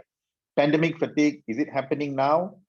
I think it is to a certain extent. We are receiving a lot of calls for people asking for help. Will it get worse after the MCO is lifted when things settle down? I think it's possible because PTSD is post-traumatic stress disorders are not uncommon at all, and we do experience it. So where are we at this stage? Are we here? Are we here? Or here? Actually, if you ask me, we are moving interchangeably. Okay, we are moving between these stages. Dr. Haryati touched this earlier, the loss of income as a result of mental health issues in Malaysia, and it has always been a problem. It has always been an issue. Mental health is one of the leading causes of disability and health loss. Workplace mental health issues cost Malaysians about 4.46 billion. Again, this is in 2018. I don't have the latest statistics. I'm not sure if we have it actually. There is a deficit. I know Tan Sri asked this question earlier about psychologists and psychiatrists. Yes, there is a deficit. We do not have enough psychiatrists or mental health professionals, psychologists, counselors in Malaysia. In fact, when we started Solace in 2013, at that point of time, addiction treatment was a very specialist subspecialty from mental health, and we did not have enough professionals, and we had to fly them down. We had to bring in experts from other countries. We had to employ them to ask them to share their technology with us so that we could include culture-specific treatment approaches. Okay, so there is a lack, a shortage of professionals. There is a lack of expertise in Malaysia to maintain even the current treatment model. But now we have to be a bit more innovative and come up with new approaches to treat. Now, the pandemic has stirred so much of confusion and so much of stresses, whether it's financial or mental health, that we have to become innovative in treating. For example, let's look at one small area, addictions, okay, which I'll talk about. Addiction itself, the types of addictions, the type of people who are abusing substances, the type of substances that are being abused has changed. Over the last 2 years, we have seen an influx in people associated with internet addiction. Okay, this study in 2021 found that there have been a rise in internet addiction, and mainly possibly because more people are on the net, more people are surfing for information, looking for any kind of data related to COVID-19. There has also been a rise in kids addicted to computers, and we hear this from families very often, right?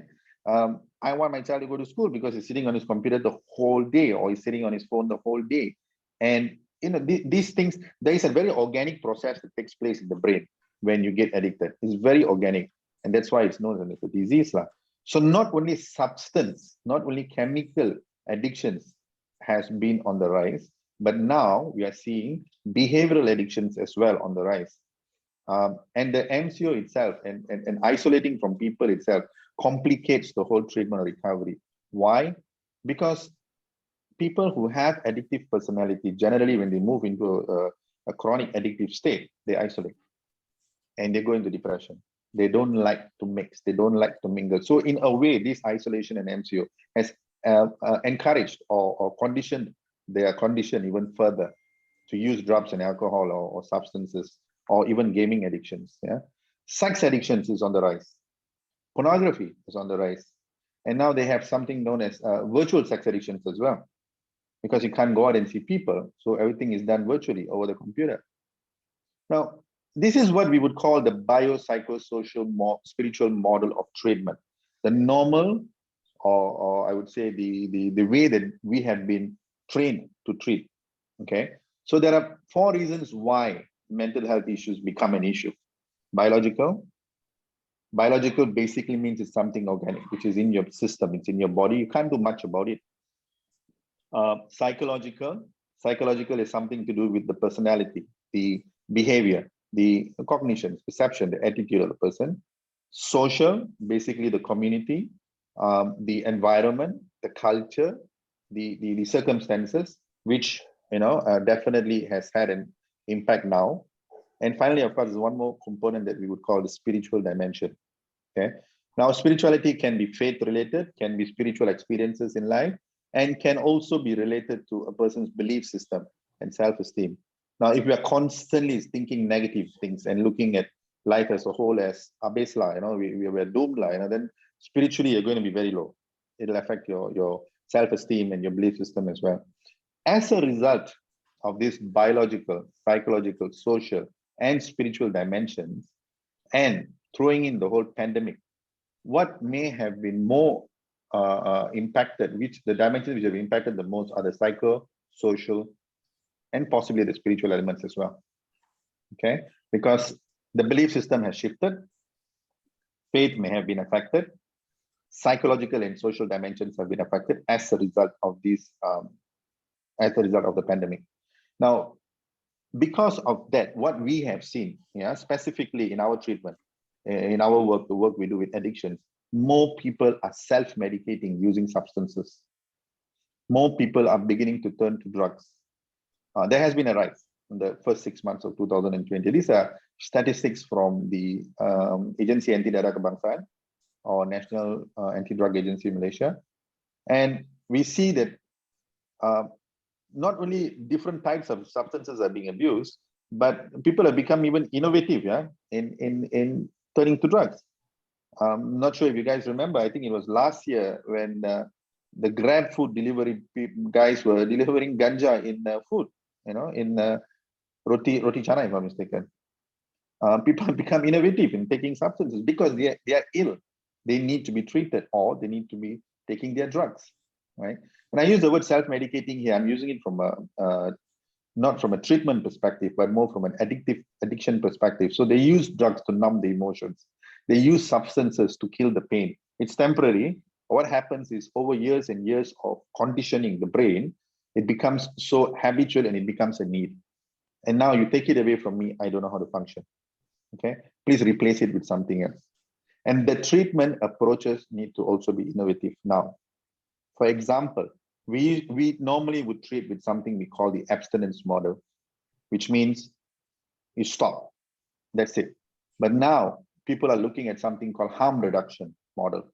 Harm reduction basically means you cannot stop, for example, heroin addictions, you can't stop injecting yourself. We give you needles to exchange so that at least you don't contract what do you call HIV. Yeah, and it has helped. It has helped. Smokers, yeah. Now there's a harm reduction model for that as well. Heroin addictions, there is something called methadone and Suboxone and Subotex, which can be taken as well. So treatment models are beginning to evolve, and this is not only a result of the pandemic, but is also a result of all the mental health stresses that have come because of this pandemic that has hit us suddenly. Yeah. So we have become innovative. We need to become innovative. If not, we're not going to be able to catch up. This was an article in 2021, sorry, recently, yeah. So the government is beginning to recognize addictions as a disease, which is good because the numbers are rising and there's nothing much we can do if we don't treat them. We can't keep catching them and throwing them in prison. We can't keep punishing them because they come out in the relapse. We need to start treating them. And you punish the crime, but you treat the disease. This is what we've been preaching all the while. If you don't treat the disease, the people continue to commit crimes. Innovative. We are changing the way we look at addictions. Different type of addictions. Just a slide on the various types of addictions. Internet addiction, cyber relationship addiction. Relationship addictions, online bully has also been on the rise over the last year. We received quite a lot of calls for cyber-related addictions. We have also seen a rise in mental health, or what we would call the employee assistance program. Last year, after March, when the MCO was first announced, I was uncertain about Solace myself. Okay, we are an SME, as Mr. Chin was explaining, we fall under that category, and we are a private facility. So there was so much of uncertainty, even we didn't know if we could survive. And we had quite a number of staff, we have clinicians, psychologists, doctors. So what we did, we became a bit innovative, and we started an online treatment program, and we moved into mental health treatment, trying our luck, hoping that we could survive. Now, strangely, it picked up really well. We started an employee assistance program, and we started offering online therapy or talk therapy over the phone, and we marketed it to any company in Malaysia, all the companies in Malaysia, telling them that, look, let's offer assistance for your staff, all those who are struggling, whether it's a retrenchment or whether it's depression or stress or whatever family issues. And we came up with packages, we designed packages, and we started marketing it to the public. Now, if I'm not mistaken, we have about 200 and maybe 300 companies registered with us today. And these companies want us to do therapy for their staff. This also means, I believe, that people can afford. Yeah. Now, there are people there who still have cash, who can afford, and they are actually looking into getting treatment, which again, I think is a good sign, because people realize that mental health can be treated. Okay. Now Solace itself, yeah, in Solace itself, we used to have about 70% of our patients were foreigners, maybe 30 to 40% were Malaysians. Today, I think 80 to 90% are Malaysians. More Malaysians are seeking treatment, and it's not cheap. You know, it's a private facility. You have to pay for it. There's a cost to it, and people do pay. I'm honestly pleasantly surprised that people are seeking help and coming out to get treatment. Now, does this mean that the economy has been affected badly? I think going back to what Prof. Jamal said earlier, yes, there are certain people who have been affected, but you know, it could have been worse, and the whole globe is affected, and we are finding a balance. As a business provider, as being one of the SME members, we feel the results, the impact. As a treatment provider, we are happy that we can treat more people, and more people are coming up to seek help. What's going to happen in the future? I think human beings are very resilient, and I think we will adapt. You know, somehow we will adapt. We have adapted, as Tan Sri said. You know, over the years we have grown, we have adapted, we have evolved, and I think we will. I'll give you another example before I end my slide. Family abuse, violence has increased. We see a rise, rather. Okay, abuse with spouses, partners, abuse with children has rise, and people are calling and people are asking for help. The phone keeps ringing. Now, families themselves are learning to adapt to live with each other. Husband and wives who were separated most of the time, going to work or you know, doing other things. Now suddenly they have to live together with the children. It is stressful. Initially, it's very stressful. You have to see each other's face. You have to talk the whole day. Not very easy. You have to find topics to discuss, common topics. But they have learned and they've adapted, and people are functioning. Okay. Of course, there's a certain population that are struggling, but they are asking help. They are calling. They are going and meeting the right people and getting treated instead of suffering alone and not voicing it out. Okay. I think we should stay away from negativism. I think we should be careful about false information. That is one of the key things. Malaysians, according to this study, are very hooked to our handphone, yeah? And this information is a dangerous thing which is happening mainly with social networks. This is a study by MIT, Massachusetts Institute of Technology. We know this for a fact, that social network and information, false information, is dangerous. It creates unnecessary stress. It creates unnecessary anxiety. So we should be aware of these things. And I think moving forward, you know, with positive attitude, we will survive. We will. I will end my talk here, and yeah, I'll hand it over to Tan Sri. Thank you. Thank you very much, Dr. Prem. Just one or two short questions. You mentioned something that in Malaysia, the ratio of people to, psychiatrists or psychologists to the population is something like 1.27 out of 100,000. What is an ideal number that we're looking at? Okay. Well, I really don't have an ideal number, Tan Sri, but I think easy access and educating the public that they can seek help is the best thing. For example, I'll give you an example, yeah, real life example. My sister's family, they live in Perth. She has 3 kids. All the 3 kids see psychologists. Okay, and it's not that they have problems, but they go and see the psychologist to avoid the problem, and they discuss things. In Malaysia, if one kid sees a psychologist, then there's a stigma. There's the question, alamak, something wrong with him or her. And maybe now not as bad as before. Yeah, I have to stress that. Today, more people are seeking treatment. I mean, Mercy is very busy, and so many other agencies are very busy. Even private sectors like us, Solace is getting busy. But an ideal number, I really don't have an answer to that. We are talking about, I mean, it's easy for us to say that we have to live under a totally different circumstances. Yeah, so we call it the new normal. For you, for me, we can understand that. But what about for people?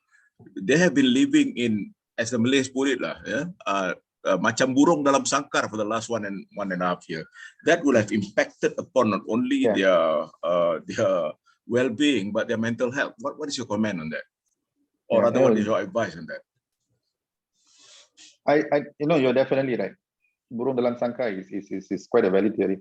I mean, even for people like us, I mean, even not for normal people, even for people like us, for myself, it's been a struggle to learn to adapt. Education.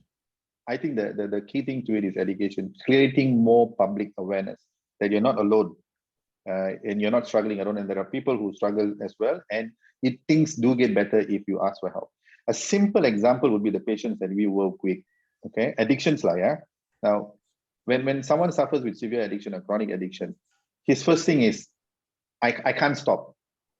There's no way I can stop, or God doesn't like me. I'm cursed. Things like that. They go into that mode. But when they meet someone or they're in a group therapy and they realize, hey, others can stop.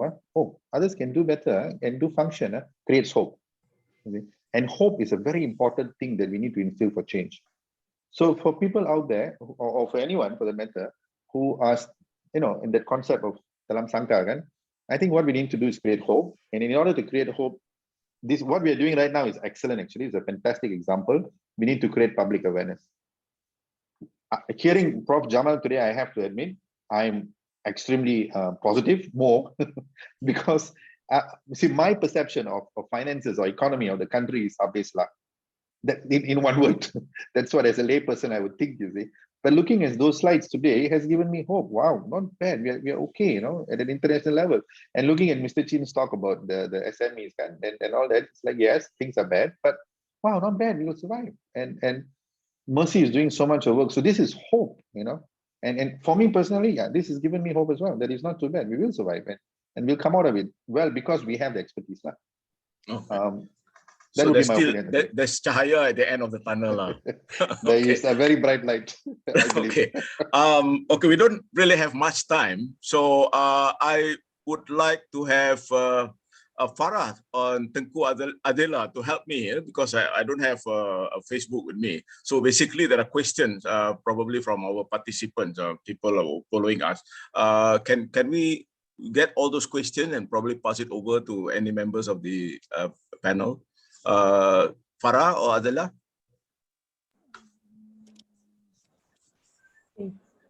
Farah, are you there? Yes, I'm here. Okay. Can you, has there been any questions from the public? Yes. Okay. Tan Sri, we share it on the WhatsApp group chat. If you can just have a look. Oh, no. Tak apalah, it's okay lah. You just read out the question. Okay, I'll just read out, yeah? I trust you. I percaya lu. Okay. So we'll go from the top first. This one is coming from Facebook, from Encik Sani. He said, while the big manufacturing companies like glove making or rubber related industries is making billions of ringgit, why those smallholder rubber farmers is still in the B40 bracket group? I reckon that is not the appropriate question for the discussion. But anyway, I leave it to either Professor Dr. Jamal or Mr. Chin to answer that question. I can try. Yeah, please. Well, those windfall profits, I think, is We can't doubt that. It's a real thing. Those glove companies are making. But why there is, there is no connection between prices of latex and that of our smallholders are basically producing cup lumps. It's coagulated latex, not the natural latex. And the glove industry is using latex, not the cup lumps. And they can also have access to synthetic rubber. And this synthetic rubber and latex, they are always in competition. So it's up to the manufacturers to use which one, depending on the price, depending on the cost, of course. And sadly, our smallholders, our rubber tapper, the smallholders, they are, for many years they are already, on cup lumps, producing cup lumps mainly. 90% of them, or could be more than that, are producing cup lumps. And so there's the disconnect between the inputs used in the glove industry. So what we want is for the rubber smallholders to adapt to this, and perhaps LGM shall look into this. Okay. Mr. Chin, would you like to add? I agree with Prof. It's a different thing altogether. And of course the small owner of this downstream industry, we have to take care about it in a different way, right? It doesn't mean he sell gloves well, the rest will be even benefited. It doesn't work that way, So I think Doc has given a good answer on that. Thank you. Okay, can we have the second question, Farah? Yep, sure. Okay, so the next one is actually coming from Nani, reporter of the Malaysian Reserve. It's actually directed to Prof. Dr. Jamal as well. The government is expected to revise the forecast of the country's GDP growth, which was previously projected at between 6 to 7.5% for 2021. What is your GDP projection? That's her first question. The second one, what are unemployment prospects this year? A bleak year for our grads? That's a very tough question. It's the work of an institution, a research house. Anyway, MCO3, as well as the current lockdown, is a new development, and that we did not really anticipate that earlier. So as for myself, I haven't factored in yet this MCO3 as well as the current lockdown. Particularly, we are not very sure about the direction of the lockdown. It depends a lot on the way we are able to contain the spread of the COVID-19 virus, the coronavirus, and also it has to do with the way the global economy is recovering from the pandemic. So a lot of factors have to be considered, meaning that I need to come up with a number of realistic scenarios in order to come up with the GDP figures. But before the MCO3, as well as before the current lockdown are being imposed, I had a figure of something like between 5 to 6% for this year. That was a very old estimate though, and with that figure, we can hardly actually go back to the pre-pandemic GDP level of 2019. And now with the MCO3 as well as with the lockdown, so I'm not very sure the direction, but I'm positive with the government stimulus packages and with the fast recovering global economy. And if the lockdown is not going to be more than 4 weeks, I'm very sure we can see positive figures, but could be less than what I predicted earlier, between 5 to 6%. And again, on the impact on graduates, I think that's more challenging to answer. Perhaps Mr. Chin has something to say about it. Okay, I think for the graduate side, I think a lot of the issue is not so much on graduate couldn't find a job. I think jobs are there. It's only a mismatch of jobs. If this guy may came out with he study history or he study a language, so when he come out, he probably found difficult to find a job that suits them. And nowadays, most of our graduates are quite choosy, to be frank. They are pretty choosy. So they wait and see, because most of them, their parents afford to give them some time to stay at home without having to find their own, income. And so they are not rushed to get a job. So these are the things that we will foresee. Many graduates will still find it difficult to get a job. But if they can make use of the government initiative, such as PEMACU. PEMACU are the My Future Jobs portal that could in fact help a lot of graduates. But a lot of them didn't know that, or they didn't put themselves or put their resume inside, the PEMACU portal. If they start doing that, I think we can reduce the number. In fact, SME also trying to help most of these graduates. We are going around with few universities like HELP, like Taylor, like UKM, all those universities. We're trying to bring, the graduates and put themselves out to the industry. For our end, for the industry SMEs, we need a lot of people to work, but sometimes we couldn't find the right person to work. So that is probably the mismatch on what they have and what we need. Okay, thank you. I want to say a little bit in addition to what Mr. Chin has said.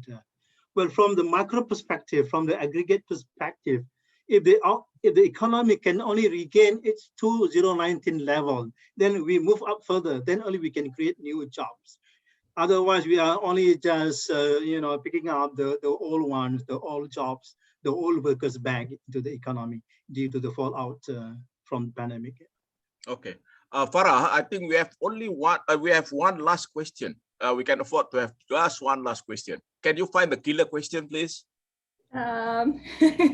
Well, okay, that's one though. I mean, let's give this one up, right? Should we, as a country, balance measurements like the happiness index versus obsessed with GDP? The management pandemic appears to be biased heavily on the economy favoring big businesses versus the rakyat. We need a government with more heart and empathy. It is not kita jaga kita, but elites jaga elites. Okay, Dr. Jamal, Professor Jamal, that's for you. I really love that question. It lies deep in my heart. Yeah, for the past many decades, we have relied on policies that would grow our GDP. For that matter, we will have the right policies, right strategies in order to grow the GDP measure. But when we talk about sustainability, when we talk about sustainable well-being, different policies, different strategies will be needed. And of course, a different measure will be needed. What we want is a beyond GDP measure comparable to GDP, which is in terms of dollars and cents, but it captures all the needed dimensions: economic, social, and ecological dimension in one united tool known as beyond GDP indicator. There are many. It could be one, for example, genuine progress indicator, which reflects very well our happiness, our life, satisfaction in terms of dollars and cents. And we have several other beyond GDP indicators, but it's not the right forum to talk about that. Okay, as a Democrat, what I'm going to do is I'm going to give every one of you 1 minute to round up whatever that you have to say, or probably last words. Yeah, I'll start with Dr. Prem, please. Dr. Prem, 1 minute. Okay. Thank you, Tan Sri. I was actually going to add to something to what Prof just said in relation to subjective well-being. Now, this is a study that I read, and I believe in myself. Yeah, I personally believe this. So apparently people who are happy, okay, and there's a way of measuring happiness, there's an evaluation tool and all that. And happiness, some of the key factors or common factors that happy people have is one, healthy social interactions, okay? And another one is sense of gratitude, okay? Of course, there are many other factors, but these two key things that I picked up in this article is that if we have a good social interaction, social environment, healthy friends, and we have the sense of gratitude to things that we have in our life, whether it's financial or GDP or apa saja, kan? Apparently we are quite happy, and when you're happy, you function really well. That's what life is about. Thank you. Thank you, Dr. Prem. Mr. Chin. Hi, thank you, Tan Sri. I think just to answer the big question on just now the happiness, in fact, there are a lot of policy we can, the government can do. For instance, right now, if you say correct lightly, we try to attract a lot of FDI, multinational come in, big factory, put the investment into Malaysia, give them incentive, 10 years free tax, all the stuff. But for the local domestic direct investment, if I and you going to put out some money and do that, we don't have such incentive. So that is not helping. Because as a Malaysian, we will help Malaysian eventually if we make good right? But if you are a foreigner, you come in, wrap our money, you take it away and you go back. Even the Chinese or the Americans, same thing. They come here to make money. But Malaysians come here, we make money, we spend money here. So this to make happiness, you know what I'm saying? So my last look to all our friends here, you know, all the consumer out there, help our small, medium enterprise, because at this time it's tough. If you can spend extra money to spend outside, spend outside. You know, the economy will grow, right? Prof and country, the money will go around. It go around the ecosystem. So it will help the economy to revive faster. Thank you. Thank you. Mr. Chin, can I have Dr. Haryati, please?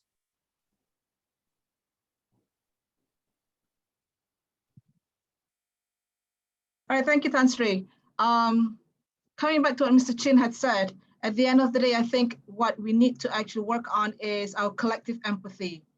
At the end of the day, we are not going to be able to kita jaga kita, you know, support the SMEs, support the grads who may not, you know, have jobs, support those with mental health if we do not have within ourselves what we call collective empathy, being able to actually feel for others, look at the perspectives of others, and as well as being compassionate. And I think, you know, in our attempt to reach for economic resiliency, there needs to be empathy, you know, ingrained in our culture, in our system. Thank you, Doctor. Can I have Professor Dr. Jamal? Thank you, Tan Sri. I guess the pandemic has taught us a very important lesson, which is in the end, what we want is sustainability, well-being, right? And high economic growth doesn't mean it would ensure all that thing to us, sustainability and well-being. In the end, what we want is we need to have a measure to reflect all that, comparable to GDP, dollars and cents. And another thing is that we must be sure, we must believe that we are able to adapt to, you know, to the changes, you know, especially in light of this new normal. And I think we are, you know, on the way to, on the right path towards that. Yeah. Thank you so much. We after two hours of conversation, basically this is a very interesting conversation that we have this morning. We don't seem to be disagreeing on anything. We have agreed on a lot of things, but basically, I was just about to say that we have agreed to disagree, but nonetheless, I think in many cases we have agreed in principle. There's a lot of issues that we believe that we should be in the same boat, rowing towards the same goal. And if we were to ask, can we survive another lockdown? Apparently, yes, we can. But of course, there is like appendix to it. There is always an issue of whether how long this lockdown be and how the government really manage the lockdown, or rather the MCO. So basically, I would like to thank everyone, all my esteemed panelists for being here. And I hope that we benefit from this conversation. And dengan itu saya serahkan kepada Tengku Azilah untuk meneruskan majlis. Silakan.